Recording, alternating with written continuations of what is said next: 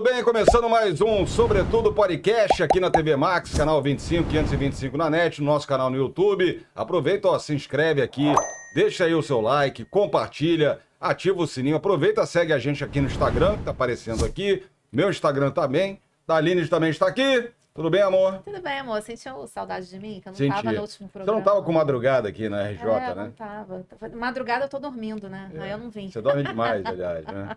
Aliás, estamos gravando aqui no Estúdio Leeds, hein? Que é o melhor lugar para você fazer o seu podcast. Estamos numa biblioteca hoje aqui. Biblioteca, olha, quando eu era criança, o meu sonho era ser escritora. Então, trouxemos aqui nosso amigo, grande escritor, Marcos Eduardo Neves. Obrigada pela presença. Eu que agradeço estar com dois amigos, duas referências. Você desde a televisão, quando eu comecei no jornalismo, você que me deu a primeira entrevista da minha vida como escritor. Foi a primeira, né? A primeira na época do Rock Bola, 2002, tem 22 anos isso, a gente tá ficando velho, né? A gente tá ficando velho. Então, prazer, finalmente estar aqui, já estava um tempão pedindo, mas tinha que lançar uma obra nova, né? E essa obra veio e agora eu tô realizando esse sonho. Deixa eu começar Vai, perguntando manda. uma coisa. Que eu falei aqui, né? Desde criança, o que você quer ser quando crescer, Aline? Escritora. Eu virei jornalista porque é parecido. Dá pra viver sendo escritor no Brasil, Marcos? Olha, de vez em quando eu já fiz essa pergunta pra mim mesmo e falei, eu acho que eu nasci no lugar errado, eu acho que eu nasci no país errado. Se eu nascesse na Argentina, por exemplo, que é pertinho, você entra no metrô, entra em qualquer lugar, você vê todo mundo lendo livros. E aqui é todo mundo celular e essa geração querendo mais saber de fofoca. E você vê até no WhatsApp as crianças, os adolescentes, tudo abreviando. VC, BLZ, SS. enfim, então é complexo, né? Será que o livro vai... Dá para viver de livro? Eu achei um nicho. Eu achei o nicho das biografias, o nicho de eternizar certas vidas. E nisso, eu dei a sorte de pegar um amigo meu, o Renato Gaúcho, e ele autorizou que eu escrevesse o livro dele. Tá Que aqui. foi o primeiro. Foi o primeiro, foi o Anjo ou Demônio. Anjo ou Demônio. Quando o Renato me autorizou, eu já cheguei com um livro de projeção nacional, porque o Renato continua sendo um cara de projeção nacional. Ele nunca deixou de ser desde quando eu era jogador. E aí já me abriu portas, porque logo depois eu fiz o Roberto Medina, o criador do Rock in Rio. Em seguida fui com o Heleno de Freitas, um resgate histórico sobre um período do Rio de Janeiro, dos anos 40. E nisso começaram a chover. Pô, escreve sobre a minha família, escreve sobre isso, Hoje eu posso me dar o luxo de repente, escolher sobre o que eu vou escrever. Mas, assim, se a gente for pensar na grande maioria dos escritores no país, é tipo jogador de futebol. Quando você olha para aqueles jogadores de futebol que estão na Série A, aquilo ali é 1%. É 1%. É 1%. Se chegar a 1%, né? O resto ali tem porque, 3 meses de verdade, contrato. O escritor ganha muito pouco do livro, né, Marcos? Eu sei que eu escrevi, né? Então, assim, eu nem... Nos últimos anos, né, amor? A gente nem ganhou nada com o livro, né? O escritor tem uma pequena participação que é errado, né? Eu acho totalmente errado, porque é aquele negócio da pizza, né? Pensando numa pizza, 50% daquele valor do preço de capa, que é um livro, o que é o preço de capa? Quando você chega na livraria, tá R$100 o livro. R$50 é da livraria. E aí tem os outros R$50, 10% vão para o autor e fica esses 40% entre a editora e a distribuidora. Geralmente, quando é uma grande editora, a distribuidora é dela. Então fica 40% para a editora, 50% para a livraria e 10% para o autor que criou o conteúdo, que foi atrás e fez tudo. Né? Então, eu sempre fui... Depois que eu descobri essa pizza, eu falei, não vou mais apostar em royalties, não vou mais apostar em vendas. Então, o que eu faço? Eu sou tipo um engenheiro. Eu me contrato para edificar um prédio. Se o prédio vai ser vendido, se vai ser largado, se vai ser alugado, se vai ser super procurado para compra, não me interessa, vai ser lucro. Mas me dá um valor que eu vou edificar esse prédio. Depois, o resto que vem com as vendas é um plus.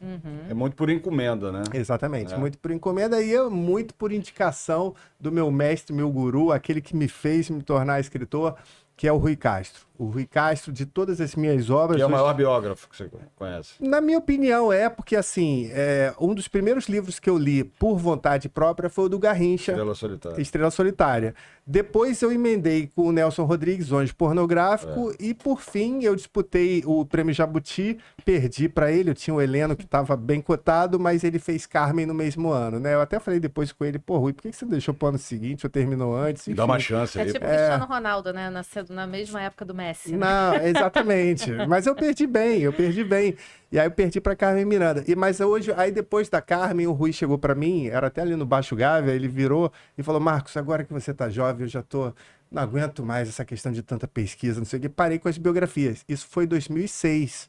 E eu falei, isso, tá brincando, né? Só que já se passaram quantos anos? Quase 20 anos disso e realmente ele não fez mais biografias. Faz retratos de época, cortes históricos, o Rio dos anos 20, A Noite do Meu Bem, mas biografias ele nunca mais fez. E dos meus 14 livros, 7 ou 8 são indicações dele. Olha aí. Mas biografia é mais difícil de fazer, é mais trabalhoso, porque tem que entrevistar muita gente, né? É muito mais difícil. Por exemplo, o livro do Alex, esse que eu trouxe até a edição turca aqui, depois você dá uma Esse tá olhada. em turco. Ah, que Esse aqui é uma legal. edição turca. Você vê que tem cedilha no G.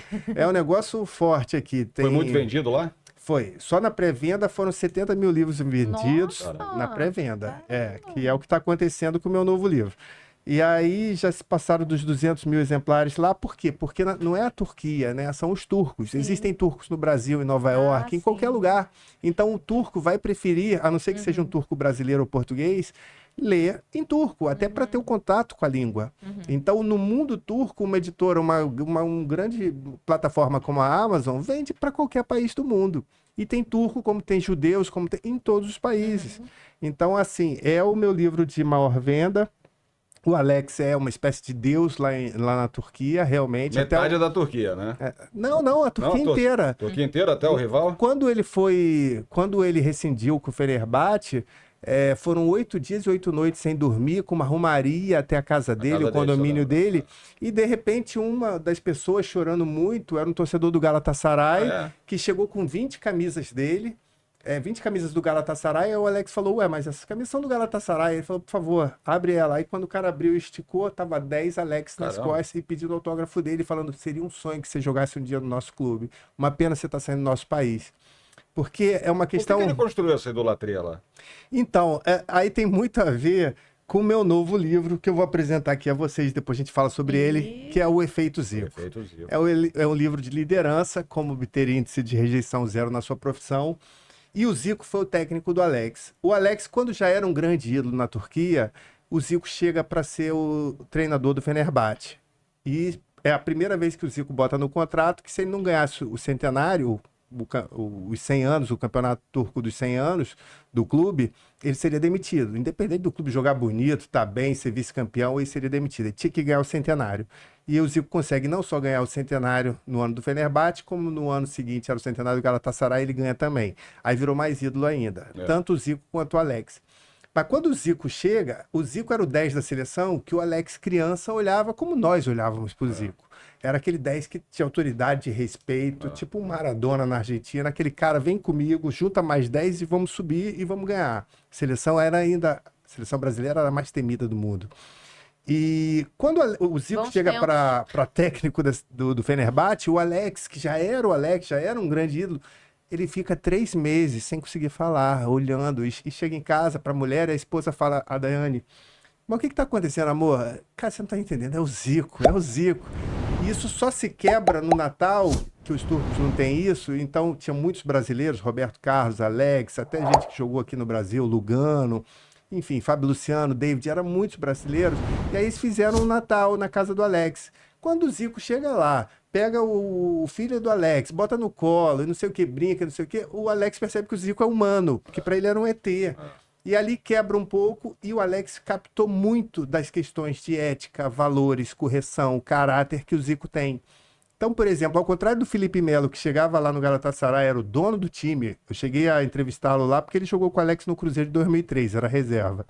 Então eu fui para Turquia, provocava o adversário. ele fazia um gol contra o Fenerbahçe e ia lá, dava uma banana para torcida do Fenerbahçe. O Alex não, ele fazia um gol no Galatasaray, em vez de mandar a torcida se calar, coisa que o Renato Gaúcho fazia, ele dava a volta inteira e ia até a tribuna para reverenciar a mulher e os filhos. Olha. Então, sempre demonstrando respeito, carinho, sempre não provocando os adversários. Uma vez ele se perdeu em Istambul e entrou numa rua errada, tava a torcida inteira do Galatasaray indo pro jogo do Galatasaray. Aí ele botou o vidro do carro para cima, não sei o que, de repente os caras passaram e turco é forte.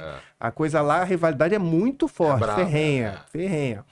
E aí os turcos viram, é o Alex. Aí juntaram o carro do Alex, e a torcida inteira do Galatasaray. O Alex falou, cara, eu vou morrer, hoje eu vou morrer. Aí o cara, baixa o vidro aí. Aí o Alex baixou o vidro. Nisso eles viram, Alex. E o Alex tremendo por dentro, mas fingindo que não. Quanto é que vai ser o nosso jogo aqui, Alex? Alex, isso, eles vão meter uns 4 nos caras. Aí esse aí, Alex, Alex, Alex, todo mundo só gritando Alex. Então ele não tem rejeição lá. Muito disso ele absorveu com o Zico, que foi treinador dele. E por isso, muito mais do que pelo aquele talento que a gente viu em 2003 pelo Cruzeiro, o Alex, por essas questões de valores, de opinião, de posicionamento, ele se tornou o que se tornou na Turquia, a ponto de hoje um ditador, que é o Erdogan, pedir, clamar por uma data da agenda do Alex para se encontrarem. Hoje, qualquer um quer uma data com o presidente da República que não tem data para receber quase ninguém. Mas lá na Turquia, é o contrário, é o presidente que quer uma data com o Alex. Impressionante. É mais ou menos o Louco Abreu. Assim, claro, não tô comparando, tá? Mas tô explicando pra quem não é botafoguense. Fala, mas o Louco Abreu só ganhou um carioca. Cara, ele ganhou um carioca que a gente precisava ganhar. A gente precisava muito ganhar. Porque a gente tinha perdido 3 anos seguidos pro Flamengo, e era contra o Flamengo, e se a gente não ganhasse aquele jogo, ia ter outro jogo, mas a gente precisava ganhar aquele jogo, só o botafoguense entende. E ele ganhou daquela forma que ele ganhou. Então ele virou ídolo por isso. Eu tava naquele... E ele, detalhe que o Louco Abreu, eu tive o prazer de trabalhar com ele, ele é muito parecido com o Alex nessa questão. O Alex, por exemplo, a gente na Turquia, às vezes, ficava discutindo Confúcio, sabe? Era coisas que não é inimagináveis para um jogador de futebol. O Louco Abreu também é altamente intelectualizado. São diferenciados. Ele poderia ter sido... Ele estuda muito futebol, ele estuda demais. E estudou o Botafogo, estudou a história do Botafogo e escolheu o Botafogo exatamente por esse momento. Porque o Botafogo vinha de 3 derrotas nos 3 cariocas de 2007, 2008 e 2009 pro Flamengo. Sendo que em 2009 o Flamengo ainda vira campeão brasileiro, com Adriano Imperador, enfim. Então, assim, tudo indicava que o Campeonato Carioca de 2010 seria de novo do Flamengo, seria um tetra inédito. Pro Louco Abreu, que precisava ir para a Copa de 2010, ele precisava de um clube grande, ele precisava de uma competição forte, e ele falou, é o melhor cenário possível. Por quê? Se eu perco, é mais um que perdeu. Ninguém vai lembrar de que eu passei por aqui. Agora, se eu ganho, eu faço história, vou para a Copa e tudo. E o detalhe é que ele foi tão inteligente que ele estreou num jogo que foi 6-0 pro Vasco. Ele foi até sacado pelo Esteban Soares no intervalo, estava 3-0 pro Vasco. Foi a camisa do Foi Botafogo? a camisa que nunca mais foi usada. Foi a camisa que nunca mais foi usada, e ele foi sacado no intervalo para nem lembrarem que ele voltou pro segundo tempo. Já estava 3-0, o Dodô fez uns 3 gols no jogo. E aí, era a estreia dele, era daquilo pra ele chegar, cara, onde eu vim me meter? Era um clássico e acabou 6-0 na estreia dele. Eu tava lá. E aí, o que acontece? Em vez dele falar, cara, onde eu me meti, ele mostrou quem era, mostrou liderança, autoridade, falou, gente, a gente tem qualidade, vamos reverter. Na final da Taça Guanabara contra o mesmo Vasco, o Botafogo ganhou de 2-0, com um pênalti que o Louco Abreu bateu pro Fernando Praz de chapa, no cantinho. Ele poderia ter dado a paradinha ali. Mas ele bateu um pênalti de final de Taça Guanabara de chapa.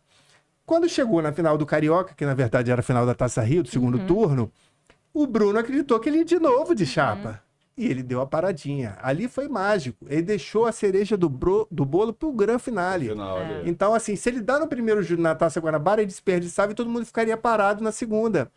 Então não seria tão mágico o gol. E talvez foi um daqueles últimos cariocas, talvez seja o último carioca mágico, né? Como a gente lembra do Cocada, 95. Como a gente lembra do Renato 89, Gaúcho da Barrigada, do Maurício 89, do Petkovic 2001. Então o carioca do Louco Abreu talvez tenha sido um daqueles últimos que vão ser falados por toda a eternidade. E é legal que foi assim, o tempo que você leva para cobrar um pênalti são segundos, né? Só que você conseguiu descrever aí em várias páginas. Acho que tem umas 4 páginas, né? Falando o que ele pensou naquele momento. Então, assim, olha quanta coisa que passou na cabeça dele para ele decidir se ele ia fazer a cavadinha ou não na hora do pênalti. Tem muito que ser legal frio isso. pra caramba pra fazer isso. E o que ele fez depois na Copa, né? E na Copa do Mundo, quando ele foi bater aquele último pênalti, todos nós que tínhamos visto, falaram, cara, ele vai bater assim. E a gente mesmo falava assim, não, ele não vai fazer aquilo. E ele fez. E detalhe que... Foi contra a Gana, não foi? Foi contra a Gana. E o detalhe é que os jogadores mesmo do Uruguai falando, cara, ele treinou a semana inteira batendo forte. Ele não vai fazer aquilo. Só que ele tinha com ele aquele negócio. Se eu fizer, eu faço história, né? Qualquer vinheta hoje de Copas do Mundo, vai começar uma Copa, não sei o que, pode ter essa paradinha, porque é um momento histórico, você vai ter daquela forma, classificando o clube para a final. Agora, se o goleiro de Gana visse campeonato carioca, talvez a história seria diferente. Mas aqui você falou do Louco Abreu, que fez o gol em cima do Bruno. Você faria uma biografia do Bruno? Tem algum tipo de biografia que você se recusaria a fazer? Olha, eu acho que o trabalho do biógrafo é como se fosse o trabalho do advogado. O advogado não pode escolher o cliente. O cliente, às vezes, está precisando muito. O que nós sabemos? Nós sabemos investigar, nós sabemos entrevistar, nós sabemos apurar e nós sabemos escrever. Isso, muitos deles não sabem. Jogadores de futebol, a maioria não sabe. Um empresário como o Roberto Medina, ele tem muitas coisas para pensar, Rock in Rio, não sei o que, não tem tempo para ficar escrevendo. Então, assim, como um advogado do diabo, eu faço a biografia de qualquer personagem, desde os mais mal citados possíveis, sabe? Como certos pastores ou falsos pastores de igreja evangélica, a políticos. Porque, assim, o que eu posso fazer é o seguinte, eu não quero botar o meu nome nisso. O livro vai ser seu, tá? Eu vou fazer tudo, eu vou ficar na página 4 como revisor. Só não quero assinar. Eu só não vou assinar, porque eu não acredito. Tô acreditando em nada que você tá falando, mas você não quer escrever? Você tem todo o direito de escrever e escrever bem, pra pessoa entender o que você quer passar. Então, meu trabalho é esse. Então, assim, eu não sou de rechaçar personagens. Mas você já recusou algum, não? Alguma vez? Recusar, eu não recusei. A gente pode não ter fechado por conta do orçamento, ou, por exemplo, das coisas que aconteceu comigo, eu estava fazendo um livro e quase não entrando em redes sociais, e na época era Facebook, e era o pessoal da Elza Soares querendo que eu fizesse a biografia dela. Acabou que outra pessoa, outro biógrafo fez. E aí eu só vi 2 ou 3 meses depois aquela mensagenzinha, a gente queria saber o teu telefone, não sei o que. Cara, por que não conseguiu com o Rui? Ligava pro Ricardo, ligava pra outra pessoa e pegava. Foi mandar na rede social, e aí eu não tava vendo, já tava migrando pro Instagram, enfim, eu perdi uma chance de ouro de fazer uma biografia que eu adoraria, porque o mundo da música, eu sou movido à música. É muito rico, né? Então, cara, eu sou eclético demais. Então, assim, e eu acho que o biógrafo também é eclético demais, né? O nosso trabalho, além do advogado, aqui, né? Tem um desembargador, tem um publicitário, tem um Forrest Gump brasileiro, tem engenheiro, tem jogador de futebol, tem juiz de direito, como Francisco Horta. Então, assim, o nosso trabalho se assemelha ao de advogado, mas se assemelha também ao de autor. Assim, vamos lembrar de um personagem, por exemplo, assim, quando eu lancei esse livro aqui, que essa aqui é a capa nova da editora Rebento, do Heleno. Nunca houve um homem com Heleno. Cara. O Heleno, rapidamente, o Rodrigo Santoro, quando viu uma foto do Heleno com a camisa do Botafogo, a capa do livro era essa, o Rodrigo ficou apaixonado e falou, cara, leu o livro e falou, eu quero fazer. Eu quero fazer esse personagem. E levou pro cinema. Então, seu livro serviu de roteiro, né? Serviu de base para que criassem um roteiro. Enfim, mas hoje a gente pode até falar sobre isso. Você gostou do filme? Não muito. Não muito, mas assim, é muito difícil você condensar o que o Heleno fez com 20 mulheres em 2.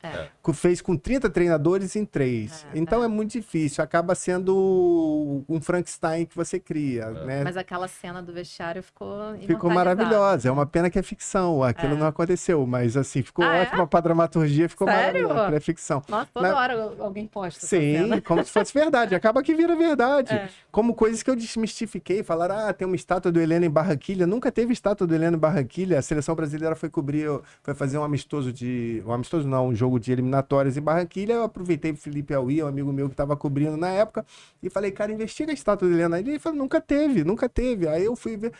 Era uma crônica do Nelson Rodrigues, agora jogando em Barranquilla, Heleno merecia uma estátua. E aí o pessoal lê aqui, e aí vamos fazer uma estátua para Heleno. Aí vira que já teve. Então, aquela cena mas dá uma ideia de o que poderia ter acontecido. Não, pode ter acontecido. Quem diz? Né? Pode ter acontecido. O torcedor conhece muito pouco sobre o Heleno de Freitas, né? Exatamente. Não é um personagem tão conhecido para quem acompanha o futebol brasileiro. Não, porque naquela época não tinha como documentar muita coisa.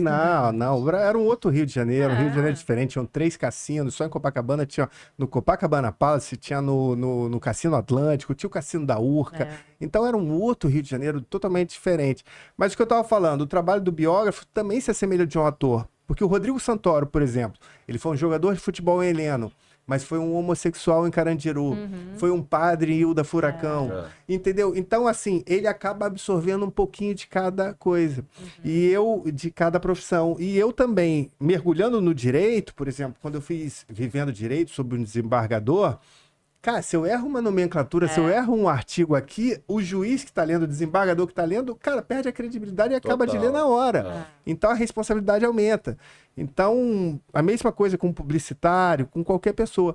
Então, a gente acaba sendo um pouco ator, a gente acaba tendo que fazer um trabalho de campo, entender aquele meio, entrar naquilo ali por um bom tempo. E é por isso que é mais difícil, né? Escrever Bastante, biografia. muito mais difícil fazer biografia. E o pior não é isso, a gente acaba sabendo mais do biografado do que, às vezes, a própria esposa, A família. do que a própria família, porque a gente sabe o que as pessoas falam sobre ele e falam, ó, desliga aí em off.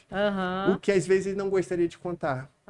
Porque existe a biografia autorizada e a biografia não autorizada. Todas são autorizadas? Algumas não. Algumas não. Renato Gaúcho, por Renato não exemplo, gostou, né? Renato Gaúcho é uma biografia que ele autorizou e depois desautorizou. arrependeu. Mas por que ele desautorizou? Ele desautorizou porque é o seguinte, a biografia, quem lê O Anjo e o Demônio, vai ver o Renato como ele era, polêmico, mulherengo, notívago, enfim. Mas, de repente, quando lançou a biografia, em 2002, ele estava assumindo o Fluminense como técnico. Quer dizer, tipo, gente, pessoal, faço o que eu faço, não faço o que eu fiz. Faço o que eu falo, não faço o que eu fiz. E aí ele queria meio que esconder o passado. Mas, professor, eu vi na página tal que, pô, você perdeu uma Copa porque você foi para uma noitada com o Leandro. Entendeu? Então, assim, para ele não ficou bom o momento.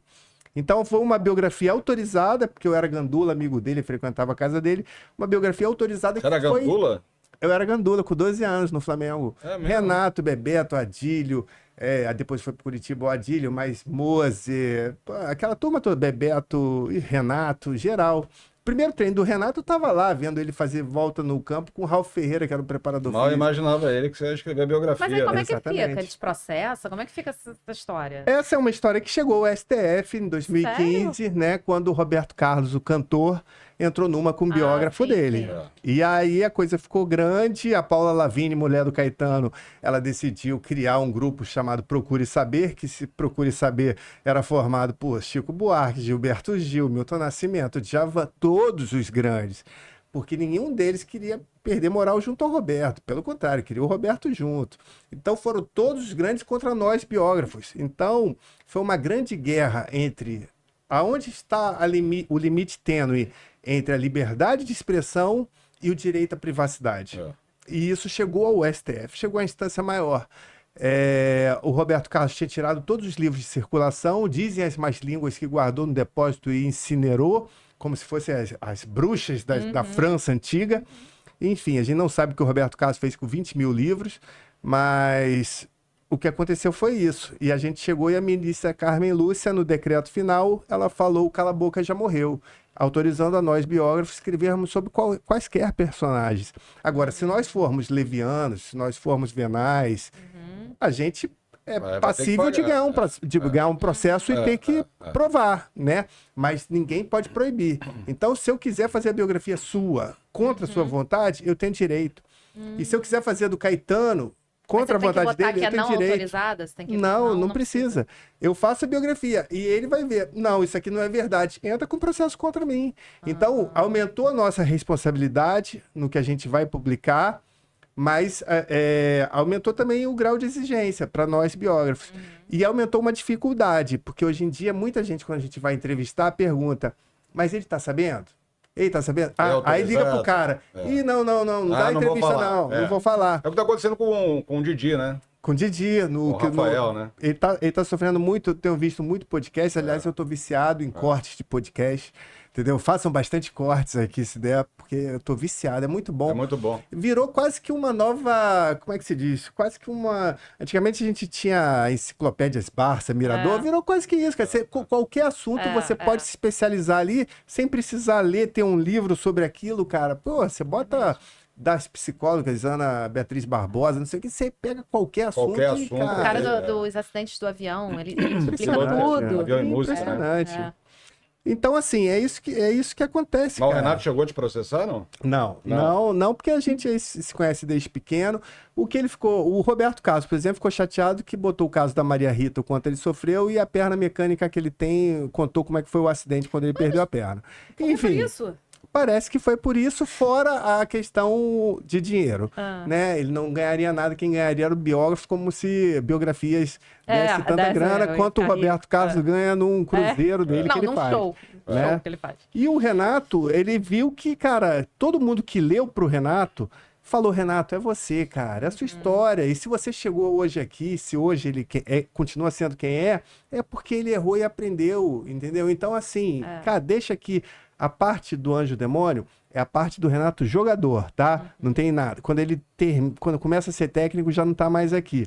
Isso aqui deixa para um próximo volume aí. Mas Mas tem ele- o Renato na noitada, o Tem, Renato nos seus tem. casos. É, né? porque assim, você não pode, tipo, por exemplo, dizer que o Renato perdeu a Copa do Mundo por causa de uma noitada, né? É. Porque qualquer um, pô, se é uma noitada, ele perdoava. Então ele já tinha um histórico. E eu preciso retratar esse histórico de várias noitadas, para quando chega, de repente, atrasado na concentração, Renato e Leandro, o Tele vai olhar e vai dizer, a culpa é de quem? Quem levou quem?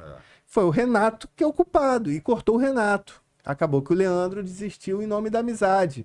E também em nome de que ele não queria mais ser lateral direito, sempre teve o mal de cowboy, aquelas pernas arqueadas, e ele queria ser zagueiro, o que provou depois no Flamengo que ele poderia ser um bom zagueiro. E o Tele queria na lateral. Então o Leandro desistiu da Copa de 86 por duas razões, por essa questão física e pelo que fizeram com o Renato. Porque quem lembra das eliminatórias de 85 era o Renato cruzando. O Renato levou o Casagrande para a Copa e o Renato ficou fora dela. Ele já era uma das figurinhas mais aguardadas na Copa do México. É verdade. Você vai mostrando pra eles aos poucos ou você É deixa isso eles que eu ia lerem perguntar. só no final? Eu vou, Tem principalmente. censura? Antes de você falar do Zico, Pessoalmente. deixa eu falar uma coisa também. Numa pergunta que você fez. Quem você não escreveria, É, né? Eu vi uma entrevista sua na Veja de 2021 que você estava dizendo que não escreveria sobre o Zico. Sim, sim. O Zico é o segundo Só os que eu idiotas não cara, mudam de ideia. É o segundo, exatamente. Eu prefiro ser uma metamorfose ambulante do que ter aquela velha opinião formada sobre tudo. Alex foi o primeiro a calar minha boca. Quando chegou as primeiras conversas entre mim e o Alex, eu fui para Curitiba e eu falei, cara, o Alex é tão correto, tão sensato, tão sem sal, não vai Não ter tem graça polêmica. nenhuma, não tem polêmica. Não tem polêmica. Não tem corte. Entendeu? Não tem nenhum corte. Não vai ter nenhum Basicamente, corte. Então eu vou lá pra Curitiba, tiro uma foto com ele, porque ele jogou demais em 2003. Pelo menos essa foto. Galera que me conhece aí, que segue no Instagram, @MarcosZeneves, sabe que eu tiro foto com a galera toda. Não tem essa, não. Então eu vou ter uma foto com o Alex, o craque do... Ele só perdeu o melhor do mundo de 2003 porque existia um tal de Zidane. Porque o que ele jogou no Cruzeiro em 2003, pelo amor Mas de ele Deus. tem mágoa da seleção brasileira? Ele conta? Tem, né? por tudo que aconteceu, ele não ter ido à Copa do Mundo, foi uma questão com o Filipão que tá bem retratada no livro aqui e que segue até hoje. Mas o Alex foi o primeiro que me destruiu essa questão de não escrevo sobre o não polêmico, porque o Alex falou, cara, cuidado com as perguntas que você fizer, porque eu vou responder tudo. E hoje a gente vendo várias entrevistas dele sobre o que ele acha da Rede Globo, o que ele acha de não sei o quê, você vê que os posicionamentos deles são mais polêmicos do que realmente a carreira, a vida pessoal dele. Então o Alex foi um livro, cara, que eu falava homossexualismo na divisão de base. Ele mandava. Ah, tem técnico lá que vai lá para a criancinha e pede isso e dá uma chuteira em troca. Então o livro do Alex é uma bomba relógio. E o Zico, que eu falava a mesma coisa, pô, o Zico é bom de ver um DVD. No primeiro parágrafo eu vou dormir, sabe? De tão certinho, de tão correto que ele é. Na verdade, é um livro de liderança. Então, É o Zico Coach? o Zico ele já vem dando há muito tempo. Não é uma biografia, então. Não é uma biografia. Tem traços biográficos, mas na verdade é um livro que mostra a diferença entre você ter poder, você exercer sua autoridade através do poder, através da força ou através do exemplo. E o livro que vai servir muito a mercado corporativo, a todo mundo que gere um time, que trabalha em equipes, né? Que você tem que entender o momento de certas pessoas. Você tem que saber lidar com o outro, né? Você não pode sorrir para um cara aqui e fazer cara de mal para outro, entendeu? Você tem que se você tá puto com todo mundo. Então, o Zico, na verdade, ele é assim, né? é um Ele líder nato. É um líder que quantas vezes eu fui ao CFZ e vi gente com camisa de Botafogo assina aqui, porque você era o 10 da seleção, muito mais do que o 10 do Flamengo. É um cara mundial, é um cara internacional. Então, ele foi outro que me calou a boca, não pelo que ele fez, porque, assim, em nenhum momento eu pensei, o Zico não tem polêmica. Não, o Zico é lindo de ver o DVD, o que ele faz, uma pena não ter tantas câmeras na época dele. Mas ele como homem, como cidadão, como pessoa, com valores e ética, até hoje o Zico me ensina, até hoje, durante as entrevistas, ele vira para mim e me dá uma lição sem querer dar, sabe? De como ser um sujeito melhor, de como, por que você não age dessa forma? Olha, você mandou mal na tua postagem, entendeu? ele fala mesmo. Ele é demais, ele é demais. E é rejeição zero, né? O Zico é rejeição. Ninguém. Não conheço ninguém que não gosta do Zico, né? E pra falar mal do Zico, você vai falar que ele perdeu um pênalti na Copa do Mundo. Entendeu? Agora é aquilo que ele fala, cara, quem é que ia tirar a bola da minha mão se era eu que acabava o treino e continuava lá treinando. E se o cara tira da minha mão e o Careca pra ser artilheiro, ele perde. Entendeu? A carreira dele, de repente, na seleção acabava ali. Entendeu? Então, assim... Não era pra ter jogado aquela Copa, tava machucado. Ele não queria ir, o Tele não queria que ele não fosse, o Brasil queria que ele fosse, e realmente, nos 15, 20 minutos que ele entrava, ele mudava o jogo, como ele botou o branco na cara do gol, só que ele tinha acabado de entrar. E o arrependimento dele não foi ter perdido aquele pênalti contra a França, foi ter deixado o Careca bater no jogo anterior contra a Polônia. Porque se ele perde contra a Polônia quando o Brasil já estava 3-0, o Careca bateu na trave e entrou. Ele só queria para ser artilheiro da Copa, o que ele acabou não sendo. Se ele bate ali e perde ali, ninguém ia lembrar e ele ia bater diferente contra a França. Ia dar uma porrada maior, ia não sei o que, ia estar mais focado, porque já perdeu um no jogo anterior. Então ele se arrepende mais de ter deixado o Careca lutar pela artilharia no jogo anterior do que ter perdido esse. Porque quem tiraria a bola da mão de quem mais treinava, de quem mais batia, de quem mais cobrava melhor tanto falta quanto pênalti? Ninguém. Ó, vamos fazer um intervalo aqui na TV Max. Daqui a pouco a gente volta falando desses livros todos aqui com o Marcos Eduardo Neves.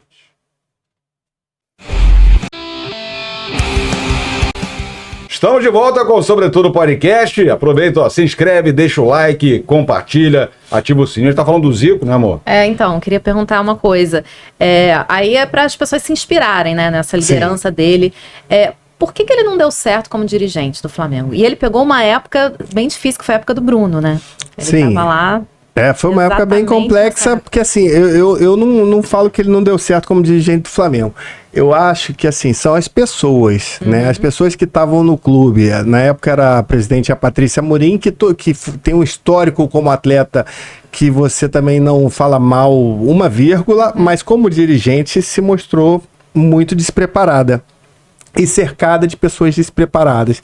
E quando, exatamente como no livro desse, quando você quer montar uma equipe cheia de gente despreparada, por mais preparado você esteja, você vai cair. Entendeu? Então, cercado por amador não dá. É tipo mais ou menos um Neymar hoje. Vai ver se o time dele vai disputar grandes competições no internacional. Não vai. Então, assim, ou você prepara um super time e chama o Zico, ou você tá com um timinho e chama o Zico, não vai passar de 5º, 6º, 7º lugar no campeonato, entendeu?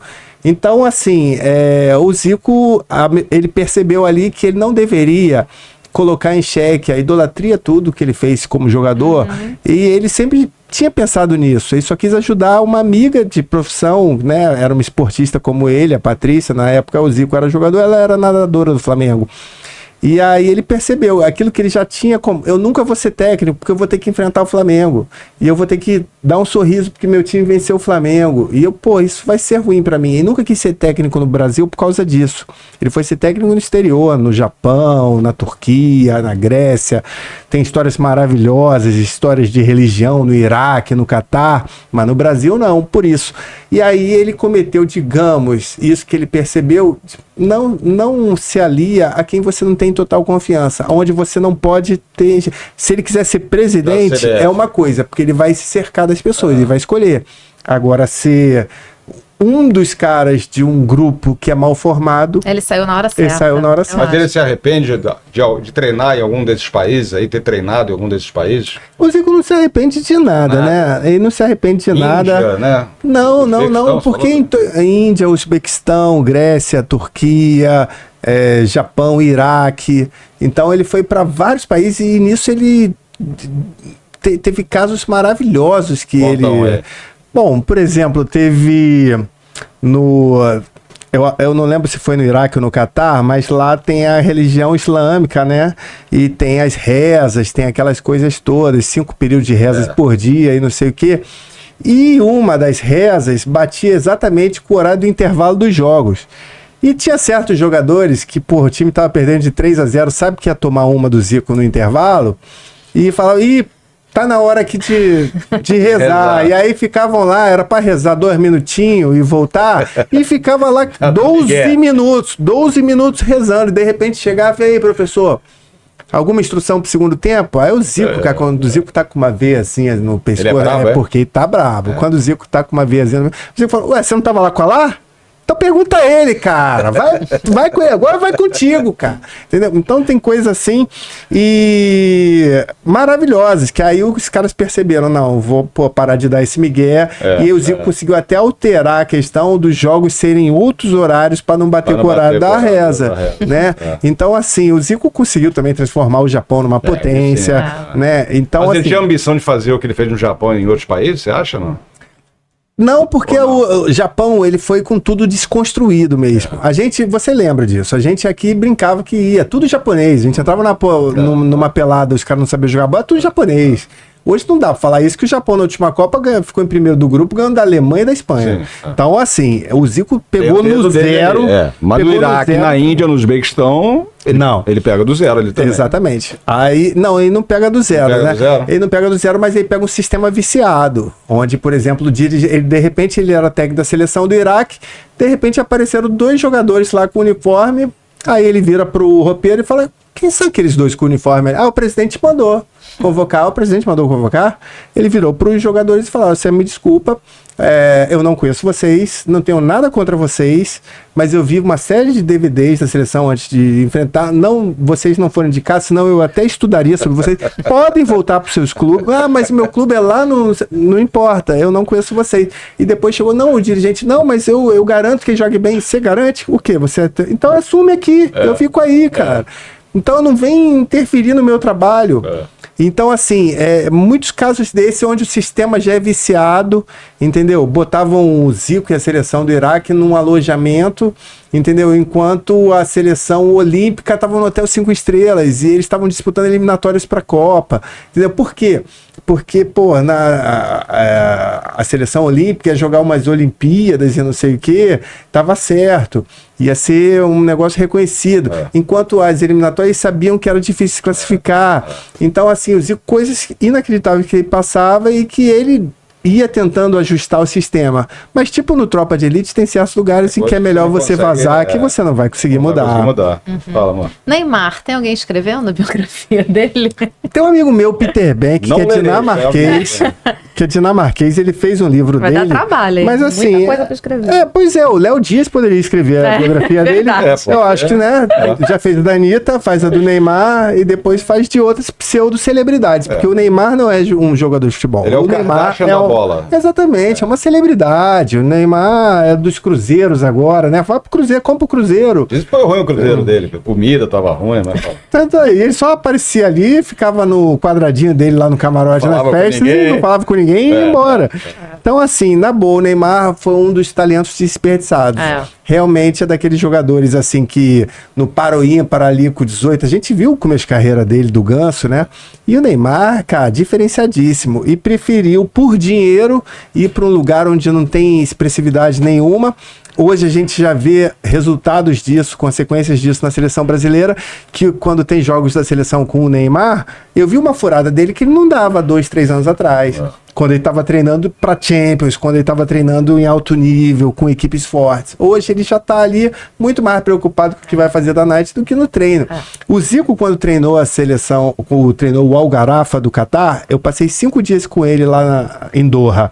Foi uma loucura imaginar meu ídolo, aquele cara que era da seleção, de chofer para mim, me fazendo uma visita pela cidade, porque eu era o único brasileiro que tava para nascer netinho dele, a Sandra, a esposa dele, tava no Brasil, tava sozinho lá. E lá, ele tinha um intérprete, né, pra falar com os caras em Qatari, né? Quando eu cheguei lá, a gente falava, ficamos 5 dias juntos, foi uma delícia. E aí o que aconteceu? De repente tá o Zico lá dando treino, meia hora de treino, o Zico apitando, vai lá, treinamento de goleiro, não sei o quê. De repente chega um Porsche, é um menino de 17 anos, desculpa, professor, cheguei atrasado, vindo da noite, certamente virado, treino 8 da manhã, de Porsche. Aí o Zico vira pra mim e fala, olha só, 17 anos tem um Porsche. Qual é a meta que esse jogador vai ter? Porque era o filho do sultão, dono do clube. Entendeu? Então, o que eu vou falar pra ele? Ó, treina bastante, não sei o que, pra você chegar a isso, a ter um Porsche. Nem já tem. Entendeu? Então, assim, o Neymar é mais ou menos como isso. Entendeu? Ele decidiu largar a possibilidade de se tornar o melhor jogador do mundo, coisa que o Brasil não tem desde 2007, pra viver um mundo de glamour. Se você escrevesse a biografia do Neymar, autorizado pelo Neymar, certamente você não falaria isso. Não, eu simplesmente não botaria meu nome na capa. Eu já falei sobre isso. E eu ia ficar como revisor e, ó, é teu livro, Neymar. E aí fala aí sobre o que você quiser. E todos os livros que você escreveu, os biografados, eles leram antes de ser publicado? Eles censuraram algum trecho? Durante. Falando, tira isso aqui, Marquinhos, isso aqui eu não quero, não. Não, apenas dois. O Heleno, ele já tinha morrido. O Heleno já tinha morrido. É mais difícil, né? Então essa aqui foi uma biografia não autorizada, porque eu não procurei nem a família.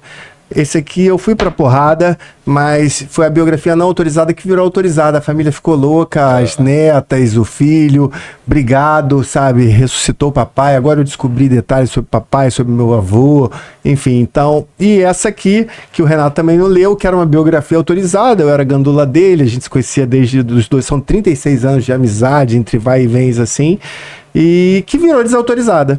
Então esses dois não leram. O resto todo mundo aqui leu e deu seu pitaco para melhorar. Porque tem certas coisas que, por exemplo, eu não aceito interferências assim que possam, tipo, eu me corromper, eu me vender em nome de enaltecer demais, de bajular demais alguém, chapa entendeu? Branca, né? Fazer um negócio chapa branca. O Alex... Ou atacar demais também. Ou atacar demais, né? Então, assim, poxa, vamos trocar aqui que o valor do sequestro foi 20 milhões de dólares, vamos trocar por uma alta quantia. Tudo bem, ok, não vai diferir, entendeu? Porque daqui a 10 anos, 20 milhões de dólares não é nada, aliás, não é, né? Antigamente você queria ser milionário, você quer ser bilionário. Então, assim, uma coisa que não vai interferir, beleza. Agora, vamos cortar essa parte aqui da mulherada, não sei o que, no Renato, ele vira o Kaká. Então, isso eu não posso fazer em nome da minha credibilidade. Então, eu peço para eles olharem sim, até porque vendo os capítulos, vendo tudo, corta isso aqui que, pô, não tem tanta relevância. Concordo ou não? E aumenta isso aqui, lembrei de outras coisas. Foi bom você ter pesquisado. Quem te contou? Pô, gostei, não, isso aqui tem mais isso, coisa, e aí aumenta, fica melhor ainda. Então é sempre bom quando a gente tá junto com o personagem. Isso é muito bom. E para você escrever, eu lembro que você colocou no LinkedIn, eu acho, uma pousada que você estava escrevendo lá em Vargem Grande. A gente até foi lá por causa disso. Sim. E pousada Dom Pascoal, nossa, eu recebo para todo mundo. Você precisa de paz, assim, para escrever? Porque, assim, eu trabalhei a vida inteira em redação, então eu escrevo no barulho. Eu não me importo. Mas, realmente, no silêncio é bem melhor, né? Não, a gente está acostumado, a gente que é de cidade grande, a gente está acostumado com o caos, né? Eu teve uma época da minha vida que eu só escrevia de madrugada, que era aquela hora que não tinha aquele 0303 ligando toda hora, sabe, oferecendo uma fibra ótica, oferecendo algum negócio. Então, assim, era a hora que você tinha de paz para escrever. Só que eu já me adequei a escrever no caos, porque eu mergulho ali, eu foco ali e vou. Então, eu já adequei meu horário para um horário, entre aspas, comercial. Porém, assim, acredito que vai chegar esse dia. O João Baldo Ribeiro, por exemplo, ele faz livros em 2, 3 meses. Por quê? Ele já faleceu, mas quando ele estava vivo, ele ficava o dia inteiro ali no Leblon, nos bares, não sei o quê. Mas na hora de fazer o livro, ele ia para a ilha de Itaparica, ficava em Itaparica 3 meses, sem mulher, sem filhos, sem netos, sem ninguém, isolado. Em 3 meses se resolve. Eu, se pudesse me dar esse luxo, eu faria livros em 3 meses. Livros que hoje eu faço em 1 ano e 18 meses, porque aqui no meio do caos você conseguir ter essa tranquilidade toda, ter 24 horas em função, agora eu vou dormir 5 horinhas, mas já vou invadir pegando, você faria mais rápido. E eu tô com 22 anos de carreira, 14 livros. Quer dizer, dá quase uma média de 2 livros por ano, né? Eu quero chegar aos 30 anos, é uma meta que eu já botei, aos 30 anos de carreira com 30 livros. Eu quero chegar a isso. Vamos continuar esse processo de ubaldização que eu tô tentando chegar lá. Você escreve simultaneamente 2 livros, não? Sim. É? Foi muito difícil para mim começar a ler 2 livros ao mesmo tempo. Isso eu sempre fiz. Isso para mim era quase impossível. Eu tinha que terminar um para começar outro. Mas depois eu ia depois a fazer 2 ou 3 livros ao mesmo tempo. Então é óbvio que como em qualquer profissão de autônomo, tem 6 meses que não surgem nada e de repente uma semana surgem 4 possibilidades para você pegar. Entendeu? Então a gente tem uma coisa meio instável, ainda mais trabalhando com literatura nesse país, em que a gente não pode rechaçar, tem que pegar. Monta uma equipe, faz alguém que vai fazer a transcrição, faz alguém que vai... Você cria uma equipe, cria toda uma coisa, enquanto estão transcrevendo, que para mim é a parte mais chata, você ouvir a entrevista e ter que botar, me dá já na parte ali, me dá que eu vou lapidar. Entendeu? Eu vou trabalhar aquilo ali, fica muito mais rápido. E quando você já tem a manha, por exemplo, o Renato, eu revisei 32 vezes esse livro. O Heleno eu revisei 12 vezes. Hoje em dia, 4 revisões e o livro já está pronto. Porque a gente já tem aquilo que o Júnior chamava dos atalhos, né? A idade vai dando os atalhos, as mães, enfim, a gente já sabe como fazer. Então, por exemplo, eu não consigo ler um livro que eu já fiz. Porque eu já não sou mais aquele que escreveu. Então eu cortaria aquele parágrafo, eu cortaria aquela palavra, aquela vírgula eu não botaria, entendeu? Então eu não costumo. Se esse livro do Zico saiu, eu não vou ler. Eu não vou ler. Leiam para mim. Leiam, por favor, gente, ó. 20 de março, nessa quarta-feira, 20 de março, vai ser uma quarta-feira, na Livraria da Travessa do Barra Shopping, uma grande festa. Uma grande festa onde vão ter 2 reservas, eu e o Zico.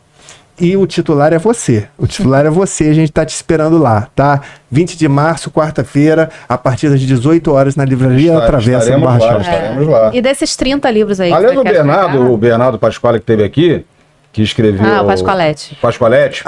Sim, meu amigo. Fera, Fera, Daniela Pérez, João Batista Figueiredo. Ele falou que lê o livro da Daniela Pérez toda semana. Ele lê toda hora o próprio livro? O próprio livro. Ele ficou Mas é porque ele é advogado. Se ele fosse escritor... Ele ficou vivendo aquilo, né? Ficou vivendo aquilo. Em Falei, looping, tira esse livro da tua estante, guarda isso aí. Desses 30 que você ainda quer escrever, chegar, né, a 30, tem algum... Eu quero ultrapassar 30. Não, tudo bem. Tem alguma biografia, assim, que você quer muito escrever de alguém? Eu quero de um cara que foge de mim como o Diabo da Cruz, que é o Paulo César Caju. Mas enfim, eu esperei o Heleno, né? Vai chegar uma hora. Então, tudo que eu sei do PC em off é melhor do que, por exemplo, ele fez um livro chamado... Por isso que ele não quer. Ele fez um livro chamado Dê uma Volta na Vida. Pô, o título é ótimo. Só que você vai lá, não tem um cartão amarelo, cara. Você parece estar lendo o livro do Kaká. Entendeu? Então, assim, o dia certo... Nem que, infelizmente, a gente não esteja mais entre nós, eu vou fazer a biografia do Paulo César Caju. Assim como eu queria fazer uma que é muito parecida com a do Heleno, que é a história do Wilson Simonal. Porém, quando veio aquele documentário, já fizeram uns 3 livros sobre Simonal, então eu vou chover no molhado. Então, do Simonal eu já perdi. Mas a chance de fazer uma biografia propriamente dita do Caju, nossa, é do nível Heleno de Freitas.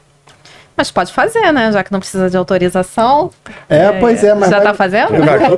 Eu vou já. Muita gente não vai querer me dar entrevista enquanto ele ainda estiver entre nós. Agora, Caju, vai ali pra França, vai morar na França, que aí o pessoal Tem muita história na França, né? O Caju, né? Tem o Caju e que isso tá aqui na biografia do Francisco Horta, o maquinista, ele aqui com o Rivelino.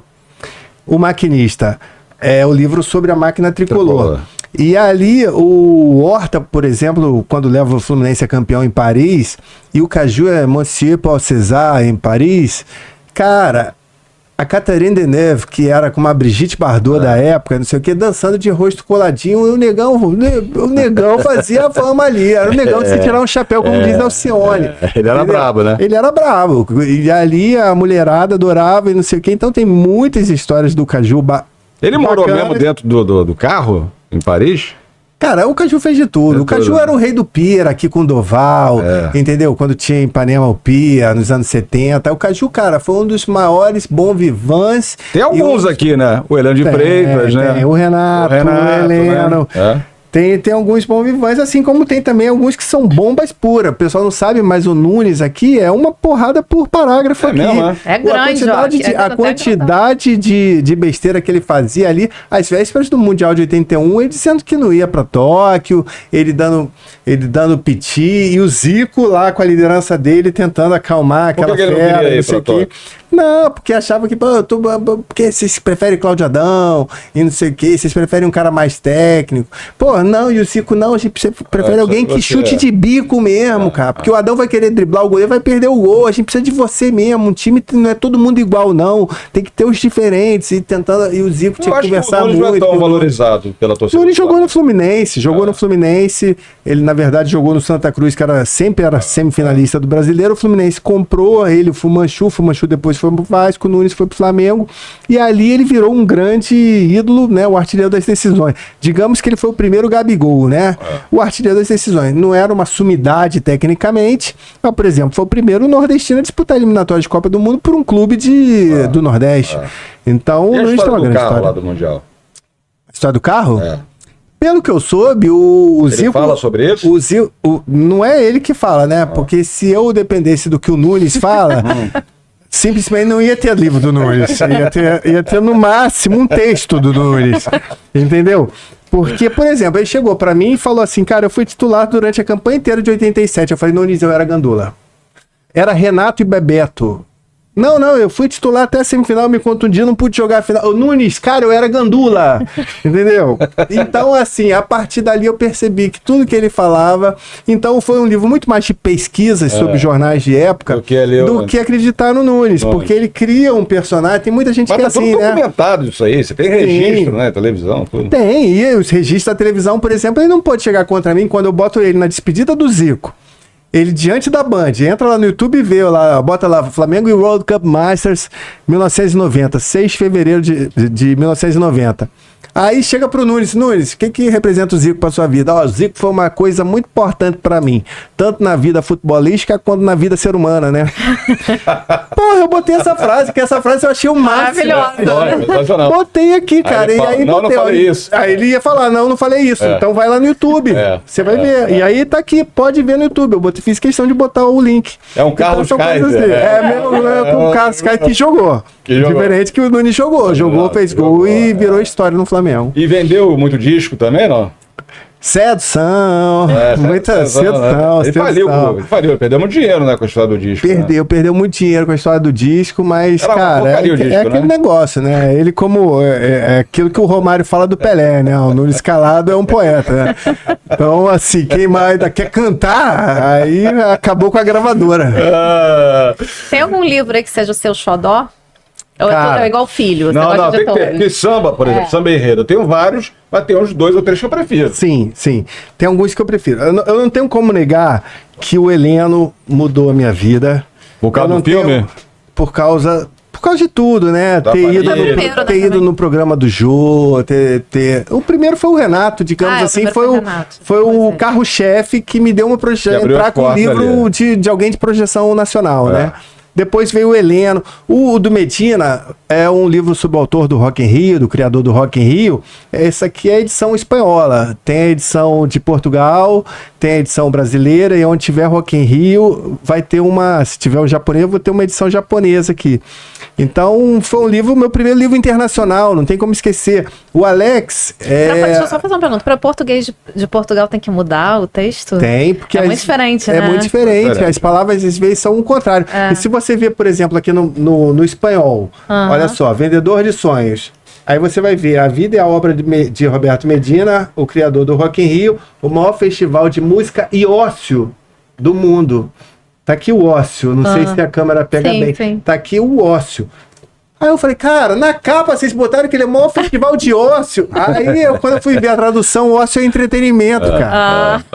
E ócio pra mim, o cara tá na rede, que nem o João Baldo lá em Itaparica tá na rede, lá no ócio. Não, aí eu descobri que ócio é entretenimento. Então a palavra é o contrário. Em Portugal também acontece muito disso. Eles não falam gerúndio, né? Mas fala aí, os preferidos, então, do Renato. O Renato, por ser o primeiro, o Heleno, de ter me levado no programa do Jô, ter me levado a programas que eu nunca imaginei na vida, conhecer tanta gente. O Medina, por ter sido o primeiro livro internacional. O Alex, por ser o meu maior sucesso em termos econômicos, o mais consumido pelo grande público internacional. 700 mil? Hã? 700 mil vendidos? 70 mil? Não, já chegou a 200 mil, foi Turquia. 70 mil na pré-venda. Antes dele existir, já tinha 70 mil vendidos. Dá uma olhada vê se entende alguma coisa aí na legenda. Enfim. E também, esse aqui, que é o Gilberto Gama de Histórias, cara, esse aqui é um Forrest Gump brasileiro, pouca gente sabe. Ele foi segurança. A história dele. Ele foi segurança do Copacabana Palace, do César Park, que é um hotel que tinha em Ipanema. E a história dele se mistura aqui com Jacques Cousteau, Juscelino Kubitschek, Maísa, Hans Stern, Ivo Pitangui, Cacique Raoni, Madonna. Cara, ele livrou o Brizola de uma bomba que botaram no final do governo militar, embaixo do quarto dele no hotel, tinha uma bomba relógio lá, e ele foi lá e desarmou essa bomba, livrando o Brizola de um ataque que ele ia fatalmente morrer e não ia concorrer ao governo do Rio em 82. Isso é uma mentira que ele Isso conta? é uma verdade. É uma verdade? Isso é uma verdade que aconteceu. Então ele é contador de histórias com H, não de histórias. Sim, ele impedia a Roberta Close de entrar no banheiro feminino. Ele falava, olha só, me prova que você tem a mesma coisa, senão você vai ter que ir naquele ali, que é o de homem, entendeu? E as dondocas todas, meu Deus do céu, não sei o que, não faz isso com ela é linda. Não, é só ela me provar. Aí teve uma vez que ela falou, no Réveillon eu vou sacanear. Aí pegou um gringo lá, o francês, que tava no melhor suíte do hotel, né? E falou, agora eu vou passar com ele, voltando do Réveillon com esse cara, o cara mais rico dos clientes aqui do hotel, e vou acabar com esse cara que me sacaneou aquela vez. Quando ele viu a Roberta entrando com o cara, ele foi lá na recepção, passou o rádio, e o cara na recepção, quando foi subir, por favor, assina aqui um termo de responsabilidade. Ele, por que termo de responsabilidade? Não é porque você pode ter uma surpresa lá em cima, querer quebrar o negócio inteiro, o quarto inteiro, então a gente precisa desse termo aqui. Mas por que isso? Não sei o quê. Porque você tá achando que ela é uma coisa e vai ser outra, cara, entendeu? Então, nisso, é um livro maravilhoso para hoje. Como é que é o nome do livro? Gilberto Gama de Histórias. Bom, E sem falar que a Yakuza, uma das máfias mais temidas do mundo em todos os tempos, ele, por ter conhecimento na polícia, ele fez escolta para que eles fossem ao Sambódromo. Ele chamou a Polícia Militar do Rio de Janeiro, a PM, ele e a Civil. E fez Yakuza, dizendo que eram os donos do hotel, eram os japoneses donos do hotel, que tinham um negócio com o hotel. Ele sabia que era Yakuza. E tem as fotos dele aqui com o pessoal da Yakuza. Tem as fotos dele aqui na praia de Ipanema. Os caras tudo com as tatuagens, eles não podiam andar. Olha aqui. Eles não podiam andar. As tatuagens já mostram, porque ele inclusive foi chamado lá no Japão a ir à sede do dono da Yakuza. Entendeu? Então, eles deram uma escolta. A polícia brasileira escoltou os mafiosos mais procurados pelo Interpol e pela FBI, graças a Gilberto Gama. Pouca gente sabe. É isso que eu falo. Como é que você descobriu esse personagem? Como é que chegou ele? É o que ele me procurou. Ele te procurou? Mas o Evan Ele Teixeira, tá nosso amigo, tá vivo. Nosso amigo, a gente tinha 3 amigos em comum, que era o Moraes Moreira, que já se foi, o Evan Teixeira, o fotojornalista maravilhoso, que eu tive o prazer de trabalhar no Jornal do Brasil. E os dois conheciam o Gilberto e falaram, cara, as histórias do Gilberto são maravilhosas, e realmente foram. Ele tá com quantos anos? Ele tá com 82, 86. Tá falando bem ainda, não? Super. Dá uma grande entrevista. Vamos chamar o Gilberto aqui. Dá uma grande Olha. entrevista. Depois eu te passo só isso aqui. Se ler só isso aqui, você vai ver. Só a 4ª capa, gente. Vocês ficam doidos, né? E tá vendendo na internet? Tá, vende na internet também. Isso aí é fácil.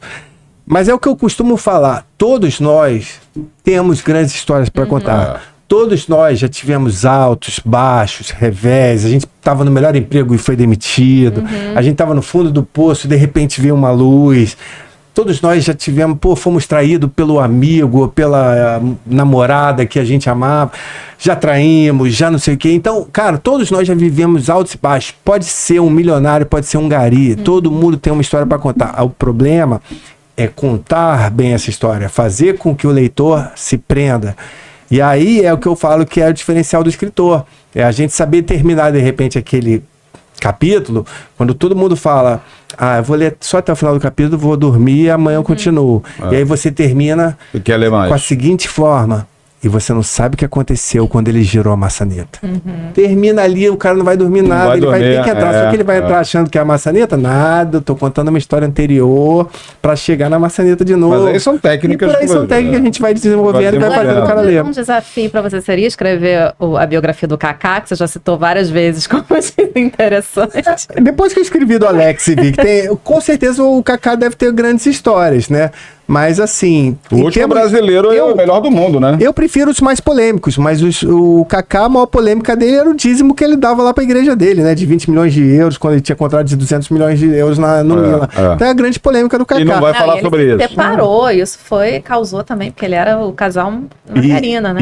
E para aquilo, pra religião dele, casamento era pra sempre, né? Então certamente tem coisas, até no Kaká, que seguramente na mão do bom biógrafo vai virar um grande livro. Vamos fazer... acabou aqui na TV Acabou Max? na TV Max. Então agradecer a audiência da galera da TV Max. A gente continua no YouTube, então vem pra cá, sobretudo podcast. Aproveita, se inscreve lá no canal, deixa o like, compartilha. Até semana que vem, um abraço. Estamos de volta aqui, né? Rápido, né? Rápido. Mensagem rápida aqui. A gente falava aqui sobre O Kaká. O Kaká, que não é um personagem, né, tão polêmico, tão interessante, né, amor? Você ia ter que ouvir muitas histórias off, né, dele, né? É aquilo que a gente não sabe, né, cara? É o que eu tava falando dos cortes de podcast. A gente descobre ali, cara, galãs de novela que na verdade são homossexuais e não sei o quê. Então, assim, o Kaká deve ter muita coisa que ninguém sabe, que ele é muito reservado. É tipo o Messi. O Messi é hiper reservado. O que você sabe da vida pessoal do Messi? Né?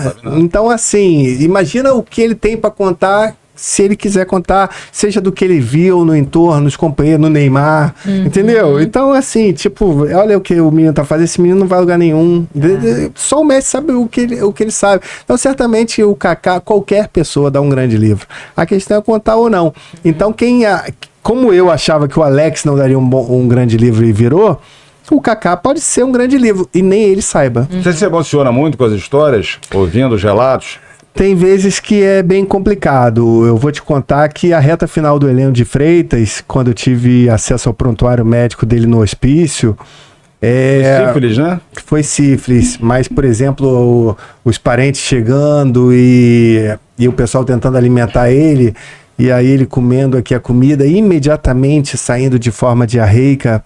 Enfim, tinha que ter estômago para escrever. Até para escrever tinha que ter estômago.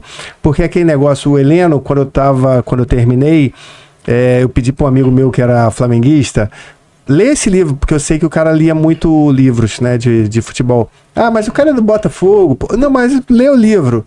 Aí, beleza, vou ler. Aí, de repente, 5 dias depois, Marcos, vou parar de ler. Por quê? Cara, ele é arrogante, ele é botafoguense pra cacete, ele é não sei o quê, metido, playboy, não sei o quê. O cara continua, por favor, continua que a tua opinião é importante. Aí ele foi. Aí me liga 15 dias depois, terminei o livro. Aí eu liguei pra ele. Quando eu terminei o livro, liguei pra ele. E aí ele, cara, você acredita que eu fiquei com pena daquele filho da puta? E é isso. Então, assim, é uma reviravolta que a vida fez com ele. No campo pessoal, ele, aquele galã de novela, morreu com 38 quilos, um cara de 1,85 m. Definhado. E no campo profissional, ele que tinha tudo para ser astro em 2 Copas do Mundo, 42 e 46, com 22 e 26 anos, que é o auge de um jogador de futebol, não teve Copa por conta da Segunda Guerra Mundial. Sendo que em 38 o artilheiro foi um brasileiro, Leônidas da Silva, e em 50 outro brasileiro, Ademir de Menezes. Então quem não garante que seria Heleno de Freitas por 2 Copas, um artilheiro duplo, algo que eu acho que nunca houve na história das Copas, alguém ser artilheiro de 2 edições consecutivas. Não. Poderia ser e ele ser história para o mundo inteiro. Então esse cara foi vitimado pelo destino profissional e pessoal. Só a Marta. Só uma mulher conseguiu. Só a Marta. Mas as mulheres estão dominando o mundo, cara. Eu tô louco pra escrever um livro sobre uma mulher. Eu acho que já Não tá tem na nenhuma hora. mulher, né? Não, você escreveu sobre a assessora, né? Não, na verdade eu escrevi aqui sobre a Clara Steinberg, é um livro sobre a Cervenco, uma das maiores construtoras do país, a torre aqui da Santa Luzia, aqui no centro da cidade do Rio de Janeiro, era o edifício mais alto do Rio de Janeiro, a torre do Rio Design, no Leblon, era o edifício mais alto da Zona Sul. Eles construíram, as primeiras ideias de playground foram deles. Na verdade, o marido dela, o Jacó Steinberg, ele era o cara que viabilizava, barganhava o preço, mas ela era o gênio. Saiu um livro das, acho que 101 mulheres mais importantes da história, ela tá. Ela entrava ali no terreno baldio e já imaginava 4 prédios, condomínio, esse com playground, não sei o quê. E ele viabilizava tudo ali financeiramente, mas ela era o gênio da parada. E aí é uma mulher que eu escrevi, assim como estou escrevendo também de uma outra que é Betty Kraus, que é da Pueridomus, uma escola que fez muito sucesso. Pueridomus aqui da Santa Teresa? Não, De Pueridomus de São São Paulo. Ah, em São Paulo? Então. A Beth. A Beth. Você conhece a Beth? Conheço. Aí, Beth, pra você essa. Aí. Então, É aluno, Beth, da Jacurici. da Jacurici. Jacurici que nem existe mais. Pois é, Caio Ribeiro estudou lá. Wilson Simoninha Na estudou mesma lá. época. A Maria Rita, filha da Elis Regina, Maria estudou Rita lá. estudou lá? Nossa, a Beth é? ficava altos papos com a Elis Regina. É mesmo? Cara, Não vai ser sabia, um não. livraço isso aí, vai ser um livraço Não, que tá vindo aí. Vai ser um livraço. Tem várias histórias do Pueridomus. Várias histórias. Várias histórias. Luciano Bush estudou lá. Muita gente, cara, muita gente O passou Caio era por da lá. mesma sala ali. O Roberto Carlos, os filhos deles passaram por lá. O filho do Jô Soares, que tinha problema, também passou por lá. Muita gente passou, porque o Pueridomus é uma escola experimental, uma olha. escola de muito sucesso lá. Várias unidades, inclusive fora de Sim, São tinha Paulo. Alphaville. Alphaville, tinha a Aldeia da Serra. A Enfim, tradicional era Jacurici. Né? era verbo divino. Era verbo divino. Enfim, então o livro da Beth Krause, que é uma força da natureza, ela tá com 86 anos Também. e parece que eu sou mais velho do que ela. Mas é ela uma não tá mais força no Poeira lá, né? Não, o Poeira foi vendido, né? acaba nessas coisas, né, quando você tá... Ah, que legal, cara. E aí é uma grande história que eu tô escrevendo sobre o primeiro livro de uma mulher que eu tô escrevendo, mas eu quero mais, porque as mulheres estão dominando cada vez mais o mundo e a gente tem que valorizar. Não é... Eu sou louco por essa questão de que, cara... Assim como a gente, como os brancos escravizavam negros, né, e a gente tem uma dívida histórica com o povo preto, eu acho que as mulheres, por muitos décadas, muitos séculos, elas foram subestimadas. Por quê? Porque os homens tinham medo de perceber que elas eram mais fortes do que nós, né? Então, assim, se a gente é tão forte assim, por que elas que são mães? Quem aguenta um parto são elas, entendeu? Então, assim, quem aguenta uma dor, quem aguenta um filho natural, um nascimento, uma dor de parto, cara, homem não aguenta nem se machucar aqui, botar band-aid, cara.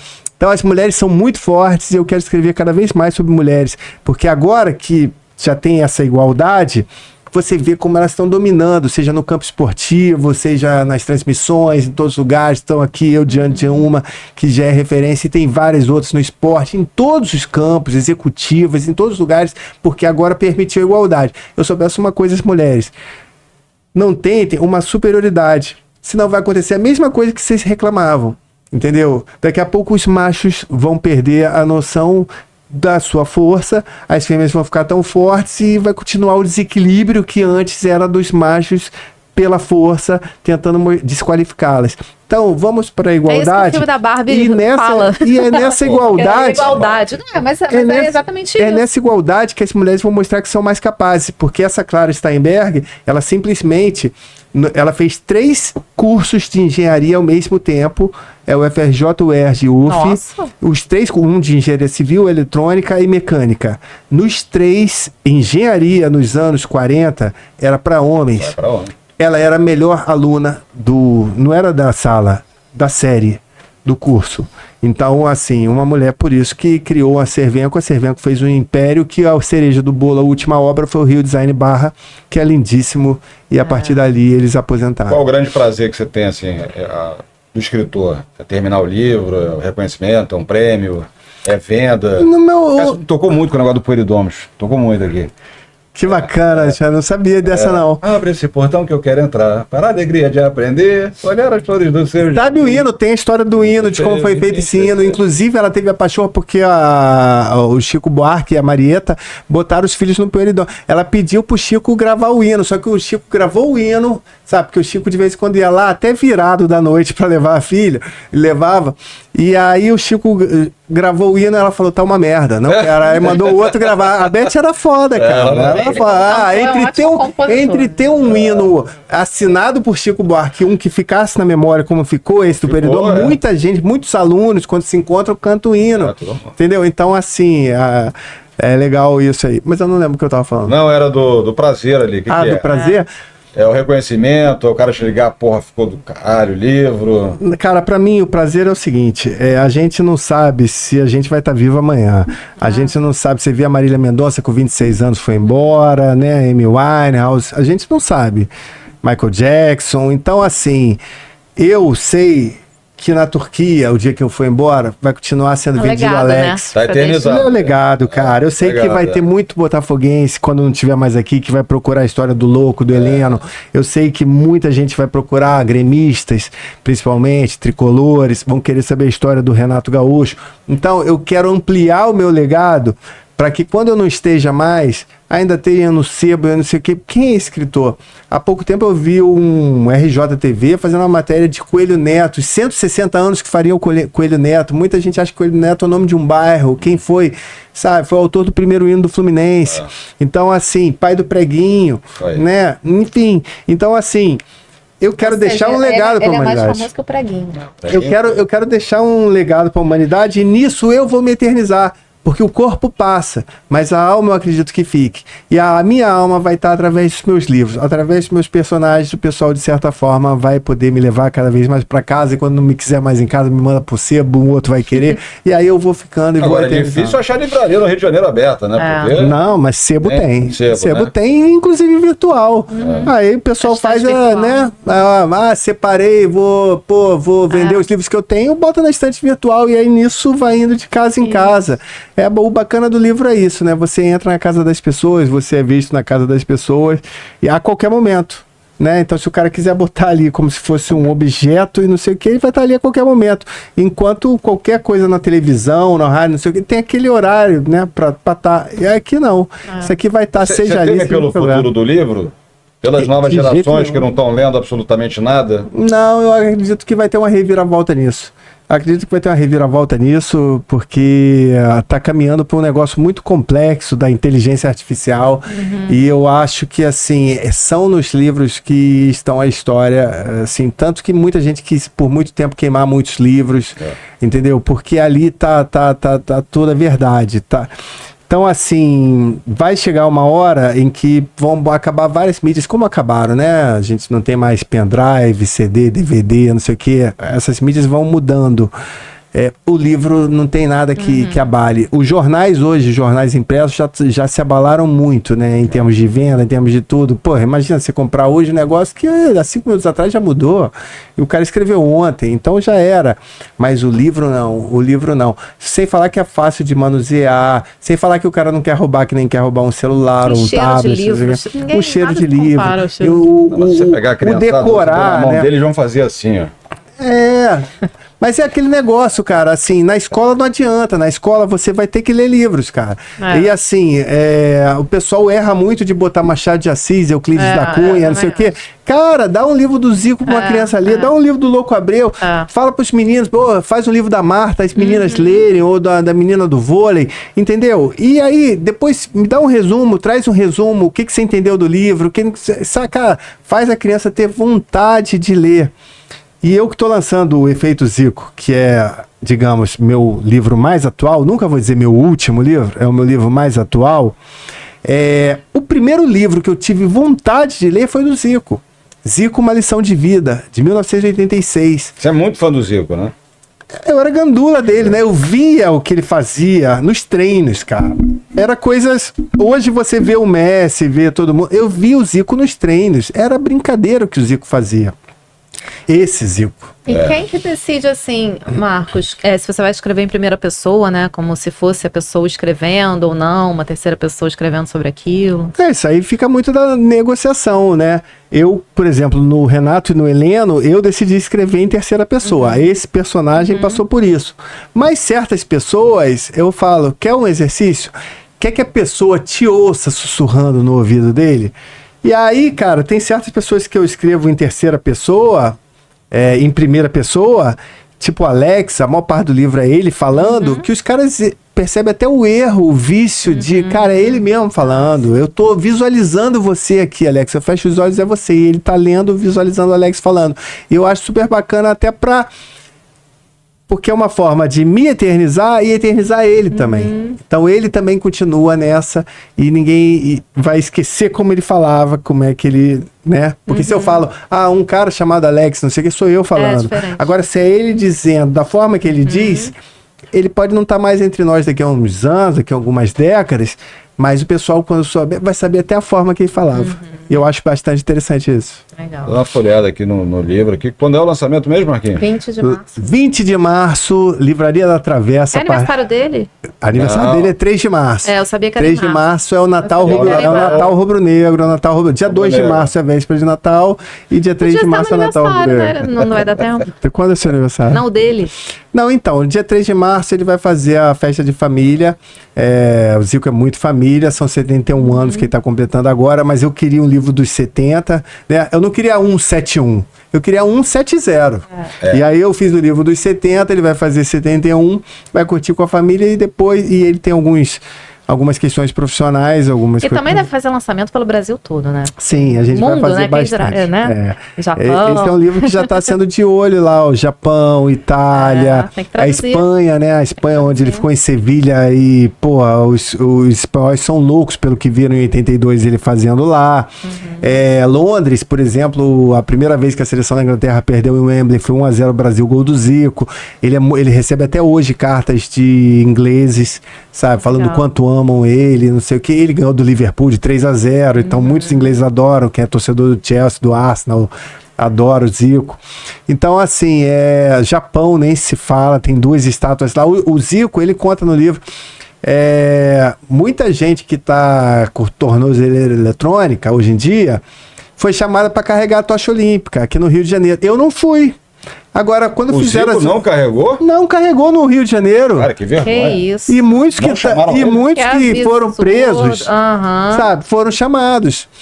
Mas quando Meu teve a de Deus. Tóquio, anos depois, Ele o pessoal falou: Zico, você pode vir aqui pro Japão para carregar durante um Nossa, trecho? aí. Ele teve a gratidão dos japoneses, coisa que o brasileiro não tem. Ele fala aqui num capítulo sobre gratidão aqui, né? Isso aqui pode até virar palestra, né? Ele já dá palestra, né? O problema é que o Zico é tão ídolo que ele dá a palestra dele de liderança e quando ele abre pro público, o pessoal pergunta do Rondinelli, sim. pergunta assim, aí sai do tema, Sai do tema, né? sai do tema. É. Aí vira Então, uma coletiva, né? Aí vira coletiva, né? Como é que foi aquele gol lá? Santa Cruz?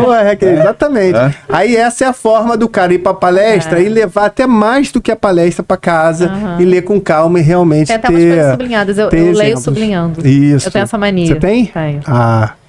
Eu tô doido pra pegar uma pneumonia, pegar uma gripe, Ai, pegar que algum horror. negócio, ficar 15 dias num hospital, cara, pra poder ler Credo. outros livros. Tá bem aí, passeando. Aí então, chega um Ai, mosquitinho. gente, Tem os pneus. para. Cara, numa boa, cara, todo mundo me pergunta qual é o livro que você tá lendo. É sempre um meu. Eu tô sempre fazendo um livro, eu não consigo pegar um livro dos outros, entendeu? Pra ler.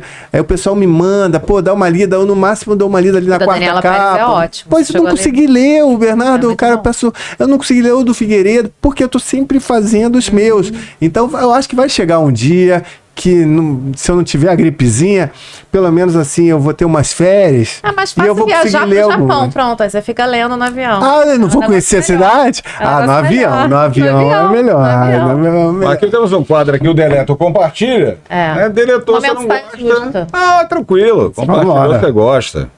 Vamos ver. Bota a vinheta aí, Fabrício.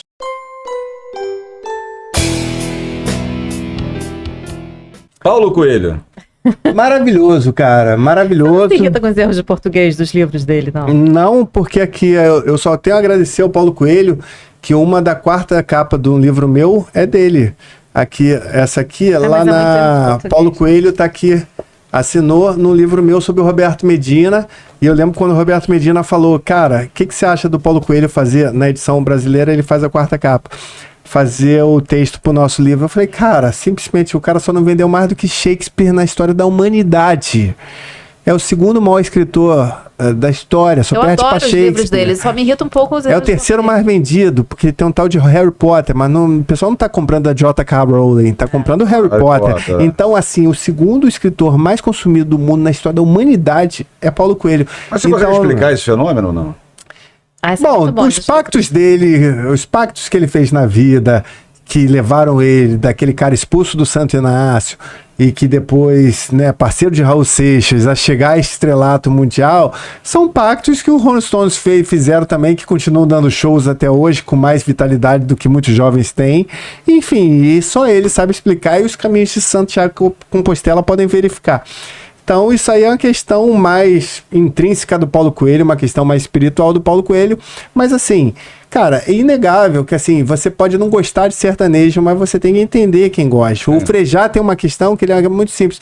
Quando ele começava a ouvir Beatles e Rolling Stones quando ele era moleque, o pai dele, que gostava de Sarah Vaughan e Frank Sinatra, falava, isso aí é uma merda. E hoje, quando ele vê os filhos ouvindo funk, ouvindo não sei o que ele tem vontade de falar que é uma merda, ele chega e fala, cara, foi exatamente assim comigo, então deixa a coisa rolar. Então, cara, se tem gente que não gosta de Paulo Coelho, vamos respeitar. Mas se ele é tão vendido assim, algum mérito ele tem. É lógico, Foi o primeiro livro que eu escolhi ler, assim, porque sem ser de escola, né? Sim. Eu quis ler. Eu li todos. E uma frase dele não sai da minha cabeça. Quando você quer muito uma coisa, o universo inteiro conspira a seu favor. E é verdade. Cuidado com o que você deseja. Então está compartilhado o Paulo Coelho. Zico Fernando Collor de Mello. História, né? Saiu Tem do uma Disney, história do Zico com o Collor, que o Zico foi secretário nacional de esportes, o que equivale à pasta de ministro dos esportes hoje em dia. E Que é o ele Atirson, hoje em dia. criou a Lei Zico. Ele criou a Lei Zico, porém ela foi engavetada e ficou ali 4 meses o Zico chegando em Brasília e nada de ser posto para lei, para o projeto virar lei. Né? Até que ele chegou e, de repente, todos os ministros tinham reunião com o Collor, menos ele. Entendeu? E por que não? Porque estava interferindo ali com o projeto de transformar clubes em empresa, coisa que a gente vê muito hoje em dia, né? O Bragantino é Red Bull, enfim. O Zico já tinha isso nos anos 90 em mente. Tanto é que ele fez isso com o Kashima Antlers, era o Sumitomo Metals, e virou o patrocinador do Kashima Antlers. Então, assim, transformar os clubes em empresas, para eles poderem sobreviver. O jogador acabar com a lei do passe, que era uma mania de escravizar um jogador. Não quer jogar na gente, não vai jogar em nenhum lugar, enfim. Então o Zico estava lá com um projeto maravilhoso, mas o Collor engavetando. E criou um clima bem tenso, que os leitores vão poder se divertir ali com o que aconteceu. E o Zico peitando o presidente da República, e o Zico botando o cargo dele entregando, e o Collor falando, você vai pedir demissão mesmo, não sei o quê. E depois, quando o Zico sai e vai pro Japão, descobre que foi chamado um amigo dele para assumir o cargo, o Bernard Hasman. Né? O Bernard é muito ligado à política, mas é um amigo pessoal, era o cara do Jornada nas Estrelas, do vôlei, né? E aí pareceu que o Zico meio que, tô indo lá pro Japão e tô dando aqui, fazendo a sucessão, nada disso. Mas o pior não é isso, o pior pro Zico fica que você vê a Lei Pelé saiu e tiraram 3 ou 4 tópicos, alteraram 3 ou 4 tópicos, acrescentando, tirando, da Lei Zico. Seria a Lei Zico. Então você deleta o Collor. Deleto Collor, com certeza entre... Não. Você era muito jovem, você não teve dinheiro confiscado. Mas Os pais tiveram. Os pais tiveram e a gente chegava lá nos supermercados e via toda a gente tinha que pegar o chocolate antes que chegasse o cara botando etiquetinha, cara. A gente viveu muito daquilo ali, era muita loucura. Mais um. Porra, quem é? Me explica, Carol Portalupi. Carol É a filha do Renato, né? Filha do Renato. Bom, ela tá no livro, não, né? Tá no foi livro, antes, sabe? né? Foi antes dele. Não, mas tá no livro. Já foi filha, já, mas né? tá no livro porque ela foi... A gestação dela foi em 93 e Ela ela é filha nasceu... da Maristela? Não. A Maristela Ela é tem filha filho da com o Renato? Carla Cavalcante. Não, a Maristela e o Renato, um dos dois não, porque o Renato é pai. Não puderam ter filhos. Não puderam ter filhos. Não puderam ter filhos. Então, e o Renato queria ter filho, né? O Renato tem uma frase clássica na Playboy, que é: se eu tiver um filho com 15 anos vai ter a chave do carro, se for menina vai ser freira, né? Eu até propus ao Juca Kfouri na época na Playboy, por que você não faz uma proposta pra Carol, sabe, pra tirar o véu, né, na revista, né? E aí o Renato preferiu dar um apartamento em Nova York pra menina, pra acabar com essa ideia na cabeça dela. Mas assim, a Carol Portalupi... Conheci ela pequenininha, né? Conheci pequenininho, conheci na barriga da mãe, né? E só posso falar que ela tem o gene do Renato e o gene da mãe dela, que sabia que o Renato era Agora a Renata tá sofrendo na casado pele com a Maristela. também, né? Tá sofrendo, né? De consumidor virou fornecedor. Fornecedor, né? é isso. É por aí. Cuidado que você tem uma filha menina. Eu sei, já tô avisando. Mas a gente, né? Mas ele aí, o Faz Renato. parte. Aí, Esse é um figuraça, eu adoro, eu amo esse cara. Assim, quando eu era solteiro, era meu ídolo, hoje meu ídolo é o Zico.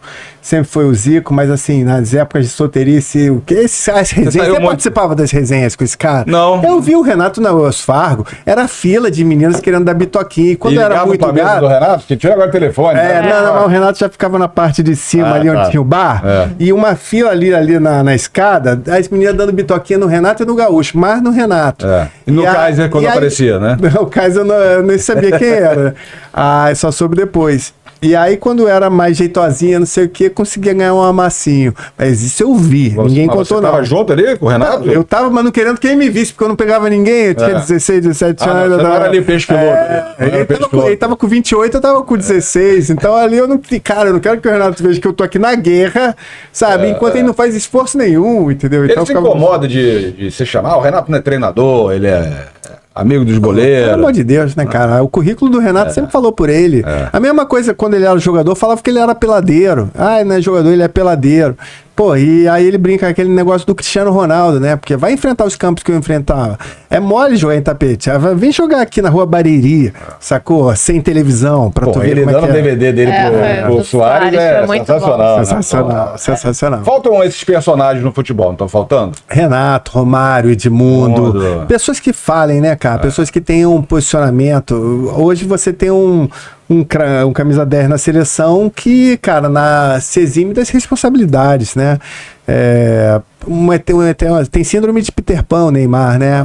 Ele não cresce, muita gente ainda fala, é um menino, com 32 anos, cara. Com 32 anos, nossa, meu Deus do céu.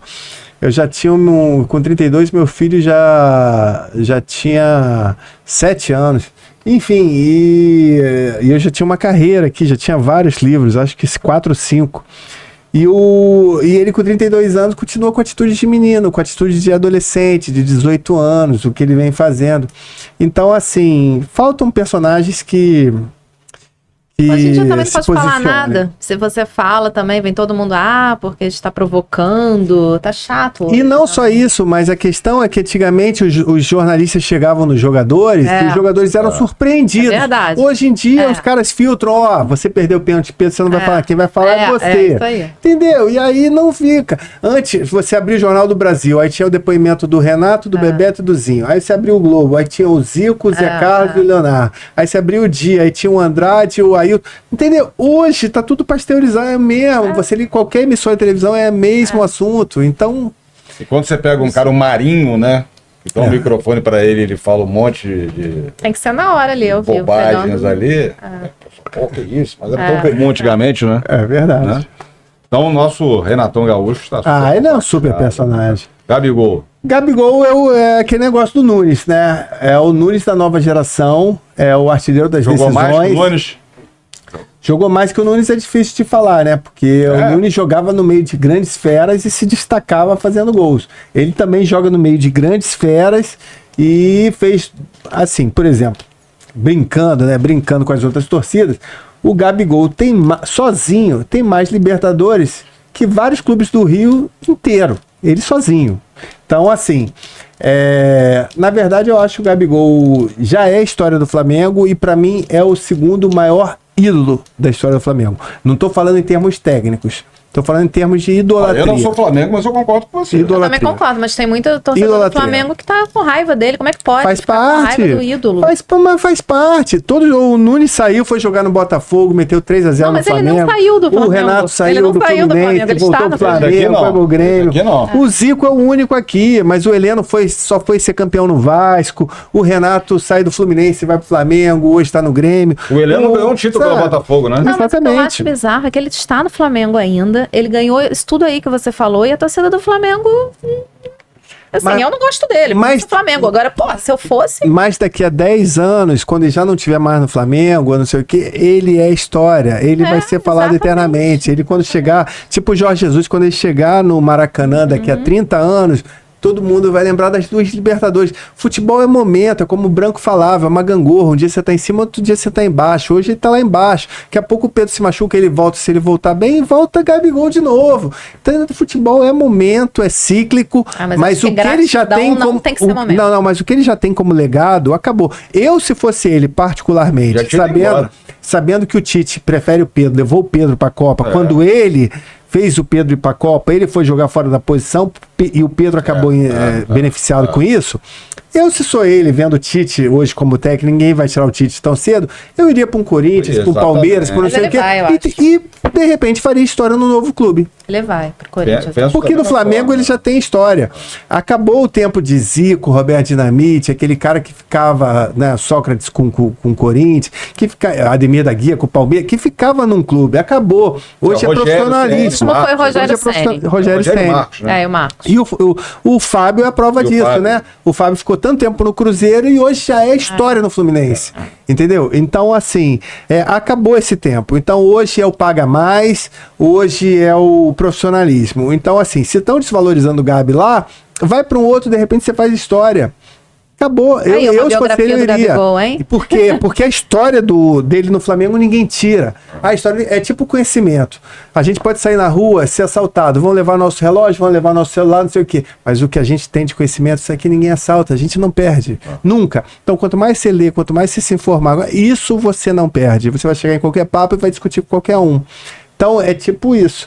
Então, o Gabigol, você já tem história do Flamengo, cara. Vai para outro. A não ser que ele amplie. Coloca os 5 aí para você, então. Do quê? Zico, Gabigol... Ídolos ou melhores jogadores? Não, ídolos. 5 maiores ídolos do Flamengo. Eu botaria Zico, Gabigol, Júnior... Ídolos, tá? Júnior... Em quinto lugar, eu vou fazer uma polêmica aqui, que eu colocaria o Romário. Fez muita gente virar Flamengo. Imagina o Messi ganhar a Copa do Mundo e ir pro seu país e não sei o que. Fez muita gente virar Flamengo nos anos 90. Não ganhou nada, né? Não ganhou nada. Tô falando de ídolo. Pior ataque do mundo. A quantidade de gente que virou Flamengo por causa do Romário, a quantidade de Romários que nasceram por causa do Romário, não sei o que. Romário ganhou uma Copa depois de Pelé, depois de 24 anos. Então o Romário ter voltado pro Flamengo, comprando uma briga que ele tinha sido do Vasco, eu boto ele como ídolo ali. E o Petkovic. O Nunes eu não boto. Não, o Nunes eu não boto. Porra, vou botar o Nunes, eu tenho que botar o Leandro, tenho que botar o Adílio, tenho que botar vários outros. Eu coloco esses aqui porque eu tô brincando com várias gerações aqui. Eu quero fazer. Senão eu vou num exercício maior e boto o Rondinelli, boto o Valido, e aí não vou lá Dida. Enfim, então eu quero um exercício pra galera saber quem é quem e poder fazer a sua coisa. Petkovic também foi muito ídolo, né? A história do Nunes que mais te marcou?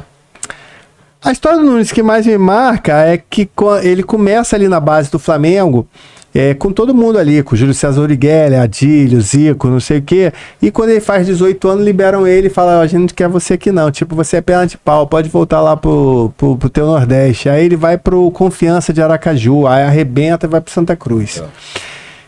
Quando ele sai do Flamengo e dão essa carta de alforria pra ele vira e falou assim, vocês estão me mandando embora, né?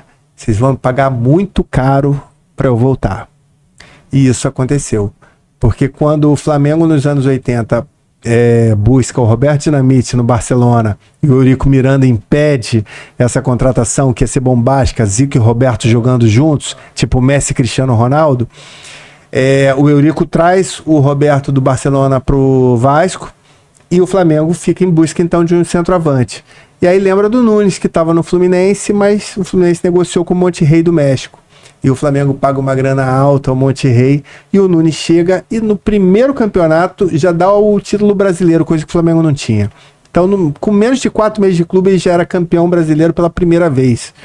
E fazendo 2 gols na final. E depois, campeão carioca, fazendo o gol do título. E depois, campeão do mundo, fazendo 2 gols no Liverpool. E aí depois, o bicampeão brasileiro em 82, fazendo o gol do título no Olímpico sob o Grêmio, na estreia do Renato em grandes jogos. Então, assim... estão me demitindo, mas vão pagar muito para eu voltar e acontecer. Então, eu achei essa história fenomenal. Da rejeição à superação total, né? Total. E uma autoconfiança total dele, né? Estão me demitindo, pode demitir. Eu vou fazer o meu caminho aí árduo, né? Mas eu vou voltar. Ele era valorizado financeiramente assim, pelo Flamengo? No auge, sim. No auge, sim. Quando ele sai do Santa Cruz, ele sai como um dos jogadores. É o que eu falei, ele era jogador de eliminatórias de Copas do Mundo. Ele fez o Brasil, foi jogar em Munique lá contra a Alemanha, 1-0 Brasil, gol de Nunes. Isso que ele ficou no banco lá tomando um conhaque pra ver se dava uma aquecida, que tava um frio no cão. E aí quando ele entra, pô, ainda bem que não teve antidoping, ele entra e pá, e faz o gol do título. E aí o Fluminense traz ele do Santa Cruz. Eu tenho lembrança dele no Fluminense. Sim, o Fluminense traz ele, só que ele briga com o Edinho e com o Pintinho. Ele brigava com todo mundo. Lá no Flamengo tinha o Zico pra contemporizar, pra saber levar o grupo. Mas no Fluminense não tinha, então ele foi engolido pelo Edinho, principalmente pelo Pintinho. E aí nisso ele é expulso do Fluminense, mas que ele jogou, por exemplo, teve um 2-0 que ele arrebentou contra o Flamengo de Zico. Então, assim, ele foi bem no Fluminense, mas as questões disciplinares, tipo o Djalminha, quando brigou com o Renato no Flamengo, foi expulso. E o Flamengo deixou de ter um talento como o Djalminha, né?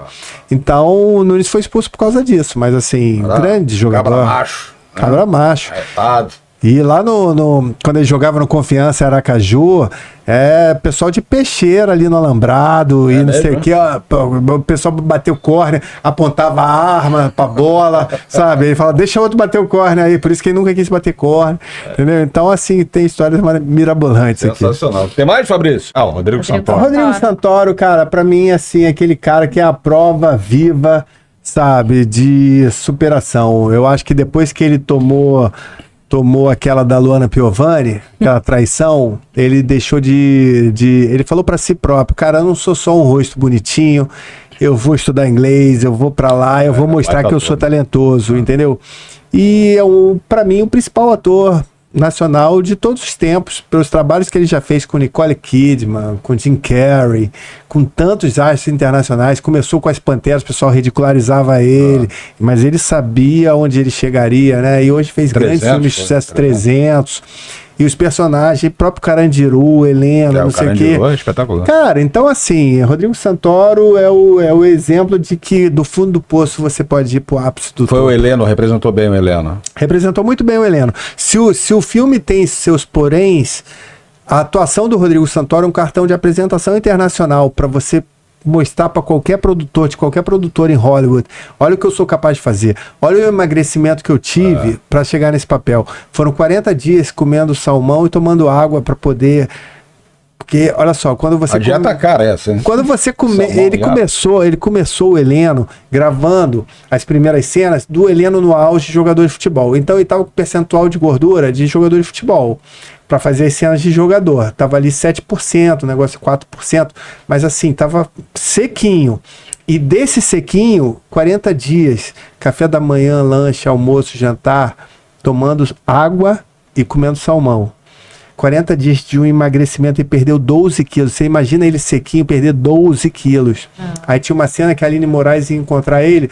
E ó, essa cena é só daqui a 40 dias, hein? Beleza, cada um fez sua agenda, não sei o quê.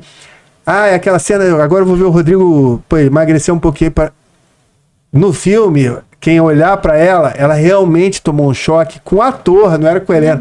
Com o ator, quando ela viu o Rodrigo, porque ele tava definhado. Já era definhando ali. E detalhe que aquela cena foi um dia antes, tudo era acompanhamento médico, nutricionistas, e o médico dele falou, cara, grava amanhã, porque se você passar mais um dia, você vai perder fibra muscular, e fibra muscular é irrecuperável, vai ficar para sempre. Meu Deus.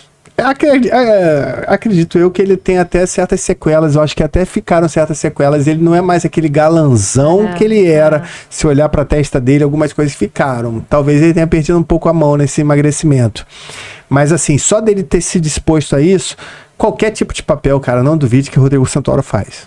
Já pensa, quando você escreve um livro, já em filme, não? Hoje em dia eu tenho pensado mais. Série, o livro do Gilberto, né? Gilberto Gama. Isso aqui é isso é um filme, cara. Isso aqui é uma loucura. Isso aí dá cara. mesmo. Tudo que ele fez aqui é uma loucura. Isso aqui dá uma minissérie.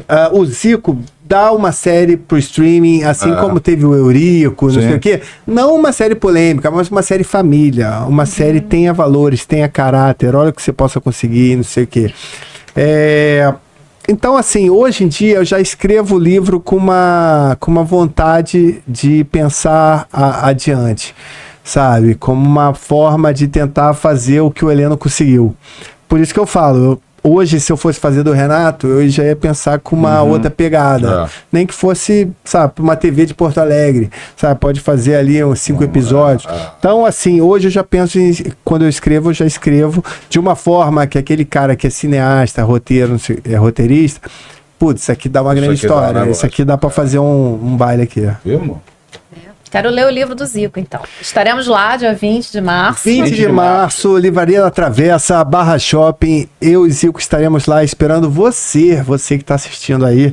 Vá lá, que vai ser um prazer para todos nós aqui fazer uma grande confraternização. Lá. E um livro que vale muito a pena. Que horas é? Que horas vai ser? A partir das 18 horas, de 18 às 21 horas. Então, estaremos lá esperando você na livraria. Marquinhos, quem quiser comprar... tô assistindo aqui o Sobretudo, vi todos esses livros aqui, gostei de todos. Dá para encontrar onde todos esses livros aqui? A maioria tá na Amazon, né, que, queira ou não, virou o grande conglomerado aí, né, de vendas do mundo. Mas alguns você pode me procurar no meu Instagram, @MarcosEneves. Manda um direct lá, eu sempre respondo. Eu acho que todo mundo tem que responder. Esse negócio de não responder, sabe? É muito. Se você deixar na conta de um assessor, porque você tem milhões, o assessor tem que responder. Você tem que responder. Tem que responder, porque assim, cara, é aquilo. A gente vive do público, né? É o público que consome nossas obras. Tem muito ator, muito cantor que não entende isso. Isso é etiqueta de internet. Eu aprendi com o Fábio Arruda. Se você mandar uma mensagem para alguém, é como se estivesse conversando com alguém. Exato. Né? A pessoa não pode te deixar no vácuo. Exato. Oi, você vai responder, né? Então, assim, os caras que chegam lá, tipo um cantor de sucesso, um ator de sucesso, uma atriz de sucesso, cara, eles só chegaram lá por causa do público. Aí, na hora que o público quer se manifestar, vir as caras, é incongruente isso. Então, eu respondo a todo mundo dentro de um certo limite, né? Tem uns que passam do limite, a gente tenta ali, eu procuro não bloquear até que tem um certo limite que tem que passar. E se eles passarem aí, azar. Mas aí podem procurar comigo, porque alguns eu entendo que sejam difíceis de achar, alguns vão estar em sebo, mas eu dou a melhor indicação de que forma que você pode comprar esse livro. Boa. Obrigada. Eu que agradeço, cara. Vocês, obrigado, irmão.